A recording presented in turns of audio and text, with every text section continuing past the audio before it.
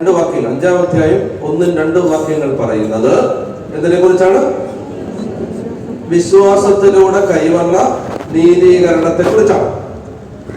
ഇനി അത് കഴിഞ്ഞ് രണ്ടാമത്തെ വാക്യത്തിന്റെ 2-ാം ഭാഗം പറയുന്നു, ദൈവമഹത്വത്തിൽ പങ്കുചേരാമെന്ന പ്രത്യാശയിൽ നമുക്ക് അഭിമാനം. അത് പറയുന്നതിനെ കുറിച്ചാണ്, മഹത്വീകരണത്തെ കുറിച്ചാണ്.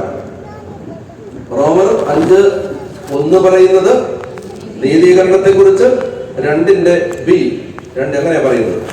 ഒരു വാക്യത്തിനകത്ത് 2 വാക്യങ്ങളുണ്ടെങ്കിൽ 2a 2b അങ്ങനെ പറയുന്നു. 2b പറയുന്നത് എന്താണ്? ദൈവമഹത്വത്തിൽ പങ്കുചേരുന്നതിനെ കുറിച്ചാണ്. അപ്പൊ ഇതിനിടയ്ക്ക് ഒരു ഘട്ടമുണ്ട്, അതേതാണത്? വിശുദ്ധീകരണം. അപ്പൊ ആ വിശുദ്ധീകരണത്തെ കുറിച്ചാണ് തുടർന്നുള്ള വാക്യങ്ങൾ പറയുന്നത്. വായിക്കാം. മാത്രമല്ല, വാക്യം 3, മാത്രമല്ല നമ്മുടെ കഷ്ടതകളിലും നാം അഭിമാനിക്കുന്നു. എന്തെന്നാൽ കഷ്ടത സഹനശീലവും, സഹനശീലം ആത്മധൈര്യവും, ആത്മധൈര്യം പ്രത്യാശയും ഉളവാക്കുന്നു എന്ന് നാം അറിയുന്നു. പ്രത്യാശ നമ്മെ, അതായത് നാം പ്രത്യാശയെ ശ്രദ്ധിക്കാം, നാം പ്രത്യാശയിൽ നിലനിൽക്കുന്നത് എങ്ങനെയാണെന്നാണ് പറയാൻ പോകുന്നത്. അത് നമ്മുടെ വിശുദ്ധീകരണത്തിൽ നാം നിലനിൽക്കുമ്പോൾ, നാം വിശുദ്ധീകരിക്കപ്പെട്ട് മുന്നോട്ട് പോകുമ്പോൾ നാം പ്രത്യാശയിൽ നിലനിൽക്കുകയാണ്. ഒരു പ്രത്യാശയുണ്ട് നമുക്ക്. എന്താണ് പ്രത്യാശ? നിങ്ങൾ ശ്രദ്ധിച്ച് വായിച്ചില്ല, അതാണ് നിങ്ങൾക്ക് അറിയാത്ത. എന്താണ് പ്രത്യാശ? ദൈവമഹത്വത്തിൽ പങ്കുചേരാം, അതാണ് പ്രത്യാശ. ദൈവമഹത്വത്തിൽ പങ്കുചേരാം, അതാണ് നമ്മൾ നേരത്തെ കഴിഞ്ഞ ദിവസം വായിച്ചിരുന്നു. നമുക്ക് വെളിപ്പെടാനിരിക്കുന്ന മഹത്വത്തോട് തുലനം ചെയ്യുമ്പോൾ ഇന്നത്തെ കഷ്ടതകൾ നിസാരമാണ്. കഷ്ടത നിസാരമല്ല, പക്ഷെ കഷ്ടതയെ നിസാരമാക്കുന്നത് പ്രത്യാശയാണ്. എന്ത് പ്രത്യാശ? ദൈവമഹത്വത്തിൽ പങ്കുചേരാം. നമുക്ക് വെളിപ്പെടാനിരിക്കുന്ന മഹത്വത്തോട് തുലനം ചെയ്യുമ്പോൾ ഒരു കഷ്ടതയും നിസാരമല്ല. അല്ലെങ്കിൽ ഒരു ദുഃഖവും ഒരു പ്രതിസന്ധിയും നിസാരമല്ല. ഇത് നിസാരമാവുന്നത്, അതിനെ സാരമില്ലാത്തതാക്കുന്നത് ഒരു പ്രത്യാശയാണ്. എന്താണ് ആ പ്രത്യാശ? ഹലോ, ദൈവമഹത്വത്തിൽ പങ്കുചേരാം. ഇതാണ് നമ്മൾ ഒരു വചനം കൂടെ വായിച്ചിരുന്നു, വ്യക്തതയ്ക്ക് വേണ്ടി ഒന്നുകൂടെ വായിക്കാം. 1 പത്രോസ് 4:12. 1 പത്രോസ് 4:12. പ്രിയപ്പെട്ടവരെ, നിങ്ങളെ പരിശോധിക്കാനായി അഗ്നിപരീക്ഷകൾ ഉണ്ടാകുമ്പോൾ അപ്രതീക്ഷിതമായ എന്തോ സംഭവിച്ചാലെന്ന വണ്ണം പരിഭ്രമിക്കരുത്. ക്രിസ്തുവിന്റെ പീഡകളിൽ നിങ്ങൾ പങ്കുകാരാകുന്നതിൽ ആഹ്ലാദിക്കുവിൻ. അവന്റെ മഹത്വങ്ങളിൽ പെടുമ്പോൾ നിങ്ങൾ അത്യധികം ആഹ്ലാദിക്കും. ക്രിസ്തുവിന്റെ നാമനിമിത്തം നിന്ദിക്കപ്പെട്ടാൽ നിങ്ങൾ ഭാഗ്യവാന്മാർ. എന്തെന്നാൽ മഹത്വത്തിന്റെ ആത്മാവ്, അതായത് ദൈവാത്മാവ് നിങ്ങളിൽ വസിക്കുന്നു. മനസ്സിലാവുന്നുണ്ടോ? ഈ കഷ്ടതയെ സാരമില്ല എന്ന് വെക്കാൻ, കഷ്ടങ്ങൾ സാരമില്ല, കണ്ണുനീർ സാരമില്ല, അല്ലേ? നിത്യ തേജസ്സിന്റെ മഹത്വം വെളിപ്പെടുമ്പോൾ ഇത് സാരമില്ല, ഇത് സാരമില്ലാത്തതായി വെക്കാൻ, കരുതാൻ സഹായിക്കുന്നത് പ്രത്യാശയാണ്. ആ പ്രത്യാശ എന്താണ്? ദൈവമഹത്വത്തിൽ പങ്കുചേരാം എന്ന പ്രത്യാശയാണ് കഷ്ടതകളെ നിസാരമായി കാണാൻ സഹായിക്കുന്നത് എന്നാണ് അവിടെ പറഞ്ഞത്. ഇനി റോമർ 5 തിരിച്ചു വരിക. എന്താണ് അവിടെ പറയുന്നത്? ദൈവമഹത്വത്തിൽ പങ്കുചേരാമെന്ന പ്രത്യാശയിൽ നമുക്ക് അഭിമാനിക്കാം. റോമർ 5:3 വായിക്കാം. മാത്രമല്ല നമ്മുടെ കഷ്ടതകളിലും നാം അഭിമാനിക്കുന്നു. എന്തെന്നാൽ കഷ്ടത സകലശീലവും, സകലശീലം ആത്മധൈര്യവും, ആത്മധൈര്യം പ്രത്യാശയും ഉളവാക്കുന്നു. പ്രത്യാശയുള്ളത് കൊണ്ട് നമ്മൾ നിരാശരാകുന്നില്ല. അപ്പോ നീതീകരണത്തെ കുറിച്ച് പറഞ്ഞ്, മഹത്വീകരണത്തെ കുറിച്ച് പറഞ്ഞിട്ട് അതിനിടയ്ക്ക് കുറച്ച് വാക്യങ്ങളിൽ അദ്ദേഹം നാം അനുദിനം കടന്നു പോകുന്ന കഷ്ടപ്പാടുകളെ കുറിച്ച് പറയുകയാണ്. ഇവിടെ കിട്ടിയോ? പൊസിഷൻ ചെയ്യുക, ശ്രദ്ധിക്കുക. നീതീകരണം, നീതീകരിക്കപ്പെട്ടു, നമ്മൾ മൗക്തീകരിക്കപ്പെട്ടുകൊണ്ടിരിക്കുന്നു. അപ്പോൾ ഇതിനിടയ്ക്ക് അദ്ദേഹം കഷ്ടതകളെ കുറിച്ച് പറയുക. ശ്രദ്ധിച്ചിരിക്കുക. അപ്പൊ ചോദ്യം, എന്തിനാ കഷ്ടതയെ കുറിച്ച് പറയുന്നത്? കഷ്ടതയെ കുറിച്ച് പരാമർശിക്കേണ്ട കാര്യം എന്താണ്? നല്ല തിയോളജി പറഞ്ഞുകൊണ്ടിരിക്കുകയല്ലേ. നീതീകരിക്കപ്പെട്ടു, മഹത്വീകരിക്കപ്പെടും, ഇതൊക്കെ പറഞ്ഞുകൊണ്ടിരിക്കുന്നതിനിടയിൽ എന്തിനാണ് അനുദിന ജീവിതത്തിലെ കഷ്ടതകളെ കുറിച്ച്? കഷ്ടത, സകലശീലം, ആത്മധൈര്യം, പ്രത്യാശ, എന്തിനിത് സംസാരിക്കണം, എന്തിനിത് പരാമർശിക്കണം? അതിനൊരു കാരണമാണ്. നിങ്ങൾ ബൈബിളില് മഹത്വവുമായി ബന്ധപ്പെട്ട വാക്യങ്ങൾ പരിശോധിച്ചാൽ അവിടെയെല്ലാം കഷ്ടപ്പാടുകളെ കുറിച്ചുള്ള സൂചനകൾ ഉണ്ടാവും. എന്താ പറഞ്ഞത്? മഹത്വത്തെ കുറിച്ചുള്ള പരാമർശങ്ങൾ പുതിയ നിയമത്തിൽ നിന്ന് എടുത്താൽ അവിടെയെല്ലാം കഷ്ടപ്പാടുകളെ കുറിച്ചുള്ള റെഫറൻസസ് ഉണ്ടാവും. അതാണ് നമ്മൾ നേരത്തെ വായിച്ചത്. നമുക്ക് വെളിപ്പെടാതിരിക്കുന്ന മഹത്വത്തോട് തുലനം ചെയ്യുമ്പോൾ 1 പത്രോസിൽ വായിച്ചത് എന്താണ്? ക്രിസ്തുവിനെ പ്രതി നിങ്ങൾ പീഡിപ്പിക്കപ്പെടുമ്പോൾ മഹത്വത്തിന്റെ ആത്മാവ് നിങ്ങളിൽ വസിക്കും. ഇങ്ങനെ മഹത്വം എവിടെ പറയുന്നോ അവിടെ മിക്കവാറും എല്ലാ ഇടങ്ങളിലും കഷ്ടപ്പാടിനെ കുറിച്ച് പറയും. അപ്പൊ അതിൽ നിന്ന് നമ്മൾ മനസ്സിലാക്കുന്നത് ഈ മഹത്വീകരണത്തിന് ഒഴിവാക്കാൻ പറ്റാത്ത ഒരു ഫാക്ടറാണ് കഷ്ടപ്പാടുകളെ സന്തോഷത്തോടെ സ്വീകരിക്കുന്നത്. ഞാൻ ചുരുക്കി പറയാൻ മനസ്സിലാവുന്ന വിധത്തില്, അതായത് നീതീകരണത്തിനും മഹത്വീകരണത്തിനും ഇടയിലുള്ള ഘട്ടമാണ് വിശുദ്ധീകരണം, സാങ്ക്ടിഫിക്കേഷൻ നടക്കുന്നത് 2 വിധത്തിലാണ്. നമ്മളെ വിശുദ്ധീകരിക്കുന്നത് ആരാണ്? പരിശുദ്ധാത്മാവാണ്. പരിശുദ്ധാത്മാവ് നമ്മളെ വിശുദ്ധീകരിക്കുന്നത് മുഖ്യമായും 2 വിധത്തിലാണ്. 1 കൂദാശകളിലൂടെ, 2 കഷ്ടപ്പാടുകളിലൂടെ. ഈ 2 വിധത്തിലാണ് വിശുദ്ധീകരണം നടക്കുന്നത്. പരിശുദ്ധാത്മാവ് നമ്മളെ വിശുദ്ധീകരിച്ചുകൊണ്ടിരിക്കുന്നത് 2 വിധത്തിലാണ്. 1 കൂദാശകളിലൂടെ, 2 കഷ്ടപ്പാടുകളിലൂടെ. Sanctification is equal to sacraments plus suffering. S is equal to S plus S. Sanctification is equal to sacraments plus suffering. മറക്കാതിരിക്കാനാണ്. എസ് സമം എസ് അധികം എസ്. മനസ്സിലായോ? അപ്പോ വിശുദ്ധീകരണം നടക്കുന്നത് 2 വിധത്തിലാണ്. ഏതൊക്കെയാണ് 2 വിധം? കൂദാശകളിലൂടെയും കഷ്ടപ്പാടുകളിലൂടെയും. അപ്പോ ഇവിടെ കഷ്ടപ്പാടുകളെ കുറിച്ച് പറയുന്നതിന്റെ കാരണം ഈ കഷ്ടപ്പാടുകൾ നമ്മളെ വിശുദ്ധീകരിച്ചുകൊണ്ടിരിക്കുകയാണ്. ആ വിശുദ്ധീകരണം നമ്മളെ മഹത്വീകരിച്ചുകൊണ്ടിരിക്കുകയാണ്. ദൈവ മഹത്വം നമ്മളിൽ നിറയുന്നത് കഷ്ടപ്പാടുകളിലൂടെ കടന്നു പോകുമ്പോൾ മാത്രമാണ്. കഷ്ടപ്പാടുകളെ ദൈവം കാണുന്നത് പോലെ സ്വീകരിക്കുമ്പോഴാണ്. ഇവിടെ ശ്രദ്ധിക്കുക, ഇവിടെ ഒരു വാക്യമുണ്ട്, കുഴപ്പം പിടിച്ചൊരു വാക്യം. അതായത് കഷ്ടത സകലശീലം ആത്മധൈര്യം പ്രത്യാശയും. അതെന്താണ്? കഷ്ടത സകലശീലം എന്ന് പറഞ്ഞാൽ എന്ത് മനസ്സിലാക്കുന്നു? എന്താണ് സകലശീലം? സഹിക്കാനുള്ള ശീലം അല്ല. ഉത്തരം പൂർണ്ണമായും തെറ്റാണ്. സകലശീലം എന്ന് പറഞ്ഞാൽ കഷ്ടത സകലശീലം എന്ന് പറഞ്ഞാൽ ഒരു കഷ്ടപ്പാടിനെ ദൈവം ആഗ്രഹിക്കുന്ന വിധത്തിൽ ദൈവത്തിന്റെ ഇഷ്ടമനുസരിച്ച് എടുക്കാനുള്ള വിശ്വാസിയുടെ കഴിവിനെയാണ് സകലശീലം എന്ന് പറയുന്നത്. സഹിക്കാനുള്ള കഴിവ് ലോകത്തെല്ലായിടത്തും ഉണ്ട്. പോക്കറ്റ് അടിച്ച് ആളുകളെല്ലാം കൂടെ പിടിച്ച് ട്രാൻസ്പോർട്ട് ബസ് സ്റ്റാൻഡിലിട്ട് ഇടിക്കുമ്പോ കള്ളൻ, പോക്കറ്റ് അടിക്കാരൻ നല്ല സഹനശേഷിയോടുകൂടിയാണ് ഇടിയുള്ളത്. പോലീസുകാരൻ ലോക്കപ്പിലിട്ട് ഇടിക്കുമ്പോ കള്ളനും ക്രിമിനലും നല്ല അവർക്ക് എത്ര ഇടിയുണ്ടാലും സത്യം പറയാത്ത ആളുകൾ അതല്ലത്. ഇങ്ങനെ ഒരു എന്താ പറയുക, വൈകാരിക ഭാവവ്യത്യാസം ഇല്ലാതെ ഈ ഇടി കൊള്ളുമ്പോ അതല്ല സഹനശീലം. സഹനശീലം എന്ന് പറഞ്ഞാൽ ഒരു സഹനം ദൈവം തരുമ്പോൾ ആ സഹനത്തെ ദൈവത്തിന്റെ കണ്ണുകളിലൂടെ കാണാനും ആ സഹനം ദൈവത്തിന്റെ കരങ്ങളിൽ നിന്ന് സ്വീകരിക്കാനും ആ സഹനം ദൈവം ആഗ്രഹിക്കുന്ന വിധത്തിൽ ഏറ്റെടുക്കാനുമുള്ള ഒരു വിശ്വാസിയുടെ കഴിവിന്റെ പേരാണ് സഹനശീലം. പറഞ്ഞേ ഹല്ലേലൂയ. നിങ്ങളെ പറഞ്ഞ് മനസ്സിലാക്കും. അതായത് ഒരു കാര്യം സംഭവിക്കുമ്പോൾ അതിനകത്ത് ദൈവത്തിന്റെ പദ്ധതികളെ കാണാൻ പറ്റുക, ദൈവത്തിന്റെ ജ്ഞാനം കാണാൻ പറ്റുക, ദൈവം വെറുതെ ഒന്നും അനുവദിക്കത്തില്ല എന്ന് വിചാരിക്കുക. അതിലൂടെ പ്രവർത്തിക്കുന്ന ദൈവകരത്തെ കാണുക. ഇത് കാണാനുള്ള ഒരാളുടെ കഴിവിനെ വിളിക്കുന്ന പേരാണ് എന്ത്? സഹനശീലം. പറഞ്ഞേ ഹല്ലേലൂയ. അതൊക്കെ പറഞ്ഞേ ഹല്ലേലൂയ. അതൊക്കെ പറഞ്ഞേ ഹല്ലേലൂയ. അതൊക്കെ പറഞ്ഞേ ഹല്ലേലൂയ. അപ്പോ ഓരോ സഹനത്തിന്റെ പിന്നിലും ദൈവം അനുവദിച്ചു തരുന്ന നന്മകളുണ്ടാവും. ആ നന്മകളെ കാണാൻ പറ്റി. അതാണ് സഹനം. ഞാൻ സമയമില്ലാത്തതുകൊണ്ട് ഉദാഹരണങ്ങളിൽ കിടക്കുന്നില്ല.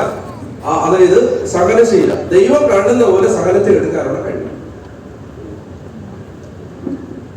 ഞാൻ അമ്മാടം, തൃശ്ശൂരിന്റെ അടുത്തൊരു സ്ഥലമാണ് അമ്മാടം കൺവെൻഷൻ കഴിഞ്ഞ് ഞാനിങ്ങനെ പോകുമ്പോ ഒരു പെങ്കൊച്ച് കൊണ്ടുപോകുന്ന എന്റെ കയ്യിൽ ഒരു കത്ത് തന്നു. എന്നിട്ട് പറഞ്ഞു വായിക്കണമെന്ന് പറഞ്ഞു. വായിച്ചിട്ട് എനിക്ക് വേണ്ടി പ്രാർത്ഥിച്ചാൽ മതി. ഞാൻ വണ്ടിയിൽ ഇരുന്നത് വായിച്ചു. അതിനകത്ത് ഇങ്ങനെ എഴുതിയിരുന്നു, എന്റെ കല്യാണം ഒരു ചതിയായിരുന്നു. ആദ്യത്തെ വാചകമാണ് കത്തില്, എന്റെ കല്യാണം ഒരു ചതിയായിരുന്നു. ബുദ്ധി വളർച്ചയില്ലാത്ത, ഇടയ്ക്കിടയ്ക്ക് വയലന്റ് ആവുന്ന, അക്രമാസക്തനായി എല്ലാവരെയും ഉപദ്രവിക്കുന്ന, വസ്തുവകകൾ തല്ലി തകർക്കുന്ന, സ്ഥിരചിത്തനല്ലാത്ത ഒരാളുമായി എന്റെ വിവാഹം എന്റെ വീട്ടുകാരും അയാളുടെ വീട്ടുകാരും ചേർന്ന് അറിഞ്ഞുകൊണ്ട് എന്നെ ചതിച്ച് നടത്തിയതാണ്. എന്റെ വീട്ടുകാരും അയാളുടെ വീട്ടുകാരും ചേർന്ന്.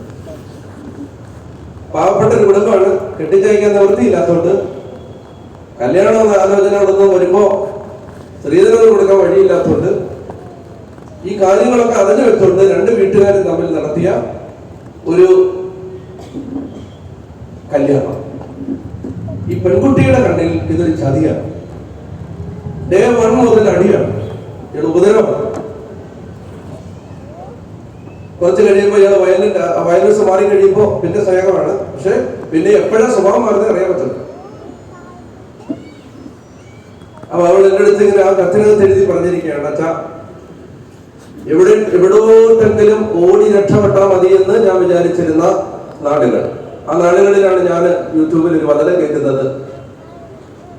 ജോസഫിനെ കുറിച്ച് പഠിപ്പിക്കുമ്പോൾ, ഉൽപ്പത്തി പുസ്തകം പഠിപ്പിക്കുമ്പോൾ ഇങ്ങനെ പറഞ്ഞിരുന്നു. ആ 50-ാം അധ്യായത്തില് ഒരു നല്ല വചനമുണ്ട്. ആ വചനം ഇതാണ്: നിങ്ങൾ എനിക്ക് തിന്മ ചെയ്തു, എന്റെ ദൈവം അത് നന്മയാക്കി മാറ്റി. അനേകം പേരുടെ ജീവൻ രക്ഷപ്പെടുത്തുന്നതിനാണ് ദൈവം അങ്ങനെ ചെയ്തത്. നിങ്ങൾ എനിക്ക് തിന്മ ചെയ്തു, പക്ഷെ എന്റെ ദൈവം അതെനിക്ക് നന്മയാക്കി മാറ്റി. അപ്പൊ അന്ന് ഞാനത് പറഞ്ഞ് പഠിപ്പിച്ചപ്പോൾ ഞാൻ പറഞ്ഞിരുന്നു, മനുഷ്യർ നിങ്ങളെ ചതിക്കും, ദൈവം നിങ്ങളെ ചതിക്കുന്നില്ല. മനുഷ്യരുടെ ജീവിതത്തിലെ ചതിയിലൂടെ നിങ്ങൾക്കുണ്ടായ ദുരനുഭവങ്ങൾ നിങ്ങളുടെ കൺമുമ്പിൽ വലിയൊരു വിഷമവും ദുഃഖവും ആയിട്ട് നിൽക്കുമ്പോ നിങ്ങൾ ഓർക്കണം, അവിടെയും ദൈവം നിങ്ങളെ ചതിച്ചിട്ടില്ല. ദൈവത്തിന്റെ ജ്ഞാനത്തിൽ നിങ്ങൾ കാണാത്ത ചില നന്മകൾ വരുംകാലങ്ങളിലേക്ക് കരുതി വെച്ചിട്ടുള്ള ദൈവപ്രവൃത്തിയായിട്ട് അത് മാറാം. ദൈവത്തിന്റെ കണ്ണിൽ നിന്ന് അതിനെ ഏറ്റെടുത്താൽ. പറഞ്ഞേ ഹല്ലേലൂയ. ഇത് ഈ പെൺകുട്ടിയെ സ്പർശിച്ചു. അവിടെ എഴുതിയിരുന്നു, ഇനി ഈ വിവാഹത്തിൽ നിന്ന് രക്ഷപ്പെട്ട് എവിടെയെങ്കിലും ആരുടെയെങ്കിലും കൂടെ ഓടിപ്പോണമെന്നുള്ള ചിന്തയൊക്കെ എന്നിൽ നിന്ന് ഇല്ലാതായി. എനിക്ക് അറിഞ്ഞുകൂടാ എനിക്ക് എന്ത് സംഭവിക്കും. ഒരുപക്ഷെ ഈ വീട്ടിൽ കിടന്ന് ഞാൻ മരിച്ചെന്ന് വരാം. എനിക്ക് അറിഞ്ഞുകൂടാ ഇനി എനിക്ക് എന്താ സംഭവിക്കാൻ തുടങ്ങി. പക്ഷെ ഒരു കാര്യം ഞാൻ പറയാം, ഞാൻ എന്റെ കർത്താവിന്റെ ശക്തിയിൽ ആശ്രയിച്ച് ഈ മനുഷ്യനെ സ്നേഹിച്ച് ജീവിക്കാൻ ശ്രമിച്ചുകൊണ്ടിരിക്കുകയാണ്. എനിക്ക് വേണ്ടി പ്രാർത്ഥിക്കണം, എന്റെ ശക്തി ഓർന്നു പോകാതിരിക്കാൻ പ്രാർത്ഥിക്കണം, എന്നെ ഓർക്കണം, പ്രാർത്ഥിക്കണം, അത്രയും ചെയ്താൽ മതി എന്ന് പറഞ്ഞിട്ട് ആ കത്ത് അവള് ചുരുക്കിയിരിക്കും. ഇതിന്റെ പേരാണ് സഹനശീലം. ഓടി രക്ഷപ്പെടാൻ ലോകത്ത് ആരും ഇവിടെ കുറ്റം പറയില്ല. കാരണം ഇങ്ങനെ അക്രമം സഹിച്ചൊരു വീട്ടിൽ കഴിയേണ്ട കാര്യമില്ല, ആരും കുറ്റം പറയില്ല. പക്ഷെ ഒരാൾ എന്ത് ചെയ്യുന്നു, ഈ കഴിവരം ഒരാൾ തോളിൽ എടുത്തു വെക്കുന്നു. അല്ലെങ്കിൽ ജോൺ ബോളിന്റെ സാക്ഷ്യം നിങ്ങൾ കേട്ടെങ്കിൽ, ചേച്ചി അവനെ കല്യാണം കഴിക്കരുതെന്ന് കൂട്ടുകാരെ എല്ലാവരും വിളിച്ച് പറയുമ്പോ ഈ ചെറിയവര് ഒരുവും പോലും നശിച്ചു പോകാൻ എന്റെ കർത്താവ് ഇഷ്ടപ്പെടുന്നില്ല എന്ന വചനം സ്വീകരിച്ച് 5 കൊല്ലം നരകതുല്യമായ ഒരു ജീവിതത്തിന്റെ പീഡാനുഭവങ്ങളുടെ അതിന്റെ ഏറ്റവും ഭീകരമായ അവസ്ഥകളിലൂടെ കടന്നുപോയ ഒരു സ്ത്രീ ദൈവം ആഗ്രഹിക്കുന്നത് പോലെ ആ ജീവിതത്തിന്റെ സകലത്തെ ഏറ്റെടുത്ത സ്ത്രീയാണ്. അതാണ് സഹനശീലം. വെറുതെ പരാതി പറഞ്ഞ് സഹിക്കുന്നതല്ല ഇത്, മറിച്ച് കർത്താവിന്റെ കയ്യിൽ നിന്ന് വേദനകളെ സ്വീകരിക്കാനുള്ള കഴിവ്. അങ്ങനെ സ്വീകരിക്കാൻ, അവിടെ നിരാശരാകാതിരിക്കാൻ, അവിടെ മനസ്സ് തകർന്നു പോകാതിരിക്കാൻ, അവിടെ നഷ്ടബോധത്തിന്റെ നീരാളിക്കുഴികളിലേക്ക് താണുപോകാതിരിക്കാൻ ഒരു വ്യക്തിയെ സഹായിക്കുന്നത് ഒരു പ്രത്യാശയാണ്. എന്താണ് ആ പ്രത്യാശ? ദൈവമഹത്വത്തിൽ പങ്കുചേരാം. പറഞ്ഞേ ഹല്ലേലൂയ, പറഞ്ഞേ ഹല്ലേലൂയ.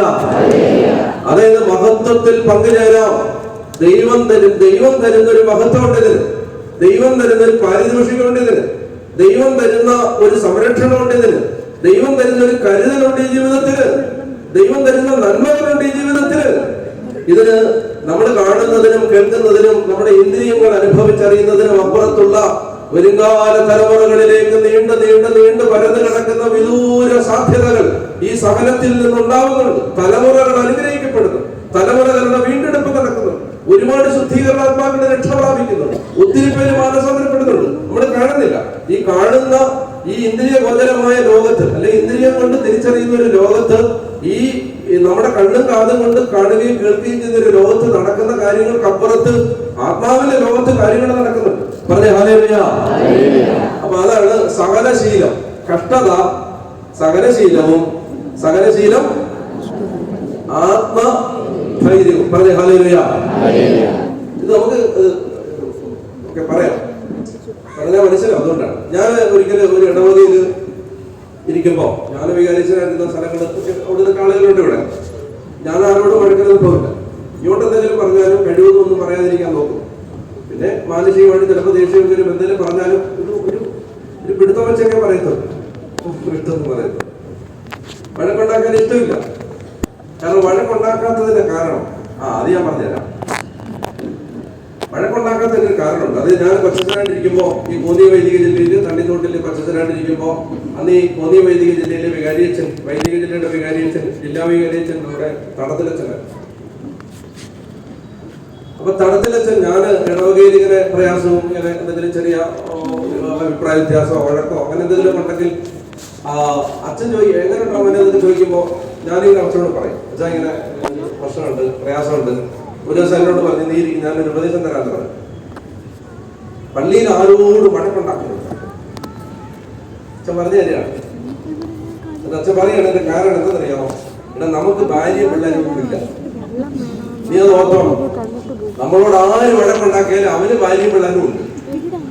അവൻ പോയി പിള്ളേരെ കളിപ്പിച്ച് ഭാര്യയോട് നല്ല വർത്താനം പറഞ്ഞ് അവിടെ ഇരുന്ന കഞ്ഞിയും കുടിച്ച് അവൻ സുഖമായിട്ട് കിടന്നുറങ്ങും. നമുക്ക് ഉറങ്ങാൻ പറ്റത്തില്ല. അതുകൊണ്ട് ഇത് ഈ ഉള്ള യാഥാർത്ഥ്യം നീ മനസ്സിലാക്കിയിരിക്കണം. ആരോടും വഴക്കുണ്ടാക്കാൻ പോകരുത്. ഇത് ഈ അച്ഛനായതിന്റെ ഒന്നാമത്തെ കൊല്ലം കിട്ടിയ ഉപദേശമാണ്. അപ്പൊ അതുകൊണ്ട് മാത്രമല്ല, അല്ലെങ്കിൽ തന്നെ ഇതിനെ വെറുതെ വഴക്കുണ്ടാക്കുന്നത്. അപ്പോ വഴക്കിന് പോകാതിരിക്കാൻ ശ്രദ്ധിക്കും. അങ്ങനെ ഇരിക്കുമ്പോൾ ഞാൻ എൻ്റെ കൊച്ച മിഷനിൽ ഞായറാഴ്ച ദിവസം ഈ കുട്ടികൾ വർത്താനം പറയുമ്പോൾ, അവര് വർത്താനം പറയാൻ പാടില്ലല്ലോ കുർബാനയ്ക്കിടയ്ക്ക്. അതുകൊണ്ട് എല്ലാ ഞായറാഴ്ചയും കൈവത്തിന് മുമ്പിൽ കലാപരിപാടിയാണ്. ഈ വർത്താനം പറഞ്ഞവരെ എഴുന്നേൽപ്പിച്ച് നിർത്തിയിട്ട് മുമ്പിലേക്ക് വിളിച്ചിട്ട് ചെവിയിൽ ഇങ്ങനെ പിടിക്കും. സത്യമായിട്ട് ഞാൻ പറയുകയാണ്, ഞാൻ നുള്ളി ചോര വരുത്തുന്നില്ല. ഒന്നാമത് ഞാൻ ഈ നാം കടിക്കുന്നതുകൊണ്ട് എനിക്ക് നഖമില്ല. രണ്ടാമത് അങ്ങനെ ചെയ്യുന്നത് ദോഷമാണ്. ആകെ കൂടി ജീവിതത്തിൽ ഒരാളുടെ ചെവി പിടിച്ച് ചെവിയിച്ചിനെ നോക്കുന്നത് കോളേജ് പഠിപ്പിക്കുന്ന സമയത്താണ് അത് ഒരു അങ്ങനെ സംഭവം ഉണ്ടായിക്കോളും. അല്ലാതെ കൊച്ചുപിള്ളേരെയൊന്നും ഒരിക്കലും അങ്ങനെ ചെയ്യത്തില്ല. അപ്പൊ ഇത് ശരിക്കും മാതൃകാപരമായ ശിക്ഷയാണ്. മുമ്പിലേക്ക് വിളിച്ചു വരുത്തുന്നു, ചെവിയിൽ ഇങ്ങനെ പിടിക്കത്തുള്ളൂ, ഇത്രയും ഇങ്ങനെ പിടിക്കുന്നു, വിടുന്നു. അപ്പൊ ഇവര് റെഡിയായി എനിക്ക് വർത്താനം പറഞ്ഞു വരും. കാരണം ഞായറാഴ്ച ഇങ്ങനെ വിളിക്കുമ്പോൾ ചെല്ലുന്നു, അവർക്ക് സന്തോഷമാണ്. വരുന്നു, ഞാൻ ഇങ്ങനെ പിടിക്കുന്നു, പോകുന്നു. അങ്ങനെ പതിവുപോലെ ആ ഞായറാഴ്ചയും മുമ്പിലേക്ക് വിളിച്ചു. 3-4 പേരുണ്ടായിരുന്നു. അവരെയും വിളിച്ചു, ചെവി പിടിച്ചു, വിട്ടു. അപ്പൊ ഈ കൊച്ചൻ എന്തെന്നറിയോ, അവന് സൺഡേ സ്കൂളിൽ ഇരിക്കാൻ വയ്യാത്തതിന് അവൻ വീട്ടിൽ ഓടി പെട്ടെന്നങ്ങ് പോയി. അവന് സൺഡേ സ്കൂളിൽ ഇരിക്കാൻ വയ്യ. അപ്പൊ ഇവന്റെ അപ്പന്റെ ചേട്ടൻ മദ്യപാനിയാണ്, പള്ളി വരാത്ത ആളാണ്. അപ്പന്റെ ചേട്ടൻ നല്ല കള്ളം കുടിച്ച് പുസ്തകം ഞായറാഴ്ച വീട്ടിലിരിപ്പുണ്ട്. അപ്പോ അപ്പന്റെ ചേട്ടന്റെ അടുത്ത് ചെന്നിട്ട് പറഞ്ഞു, നീ സൺഡേ സ്കൂളിൽ വരുന്നില്ലേ? അപ്പൊ പറഞ്ഞു, ഇല്ല, അച്ഛൻ എന്നെ ചെവി കുടിക്കുന്നു പറഞ്ഞു. ചെവി കുടിച്ച് എന്റെ ചെവി അച്ഛൻ പിടിച്ച് ഞെരിച്ച് മുറിക്കാൻ ബാക്കിയെന്ന് പറഞ്ഞു. കള്ളുടിച്ചിരിക്കുമ്പോ എല്ലാം സത്യം തോന്നും. ഇയാള് കേട്ട വാദി കേൾക്കാത്ത വാദി കൈ കിട്ടിയൊരു വിറകുകൊണ്ടിയായിട്ട് വാലിബൻ വരിക. വാലിബൻ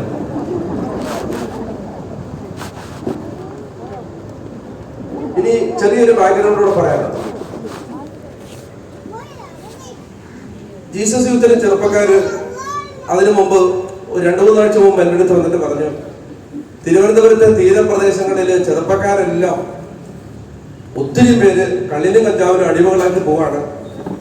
അച്ഛാ, നമുക്കതുകൊണ്ട് ചുറ്റി നടന്ന് പ്രാർത്ഥിക്കാം, പരിശുദ്ധ കുർബാനയും കൊണ്ട് പോവാം, അച്ഛൻ വരാമെന്ന് ചോദിച്ചു.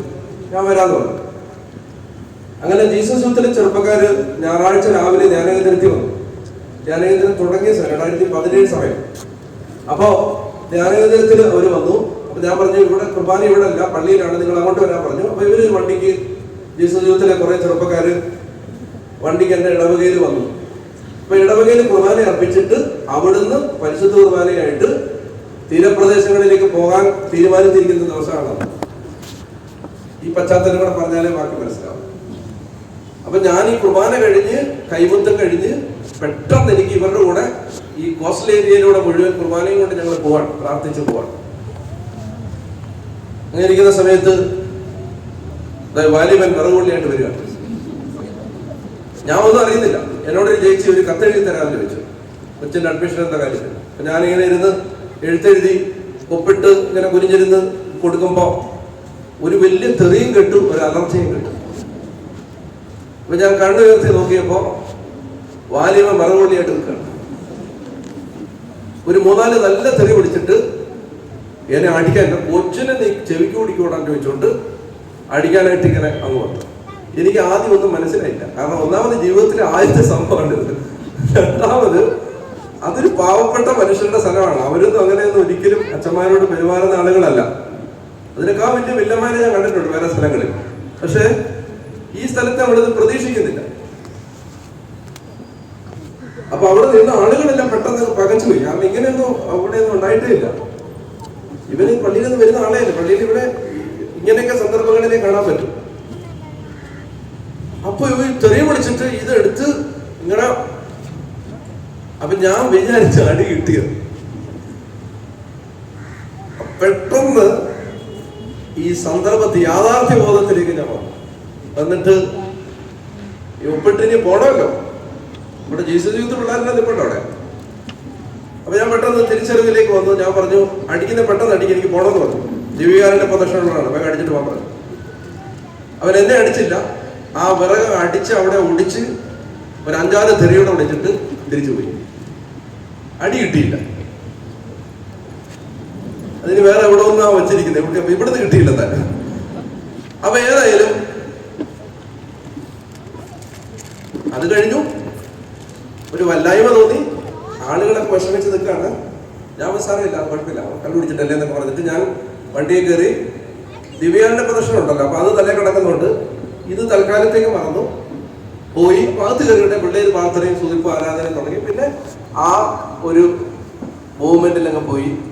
ഒരു 3 മണിയൊക്കെ ആയപ്പോൾ ദിവ്യാന്റെ പ്രദർശനം കഴിഞ്ഞു.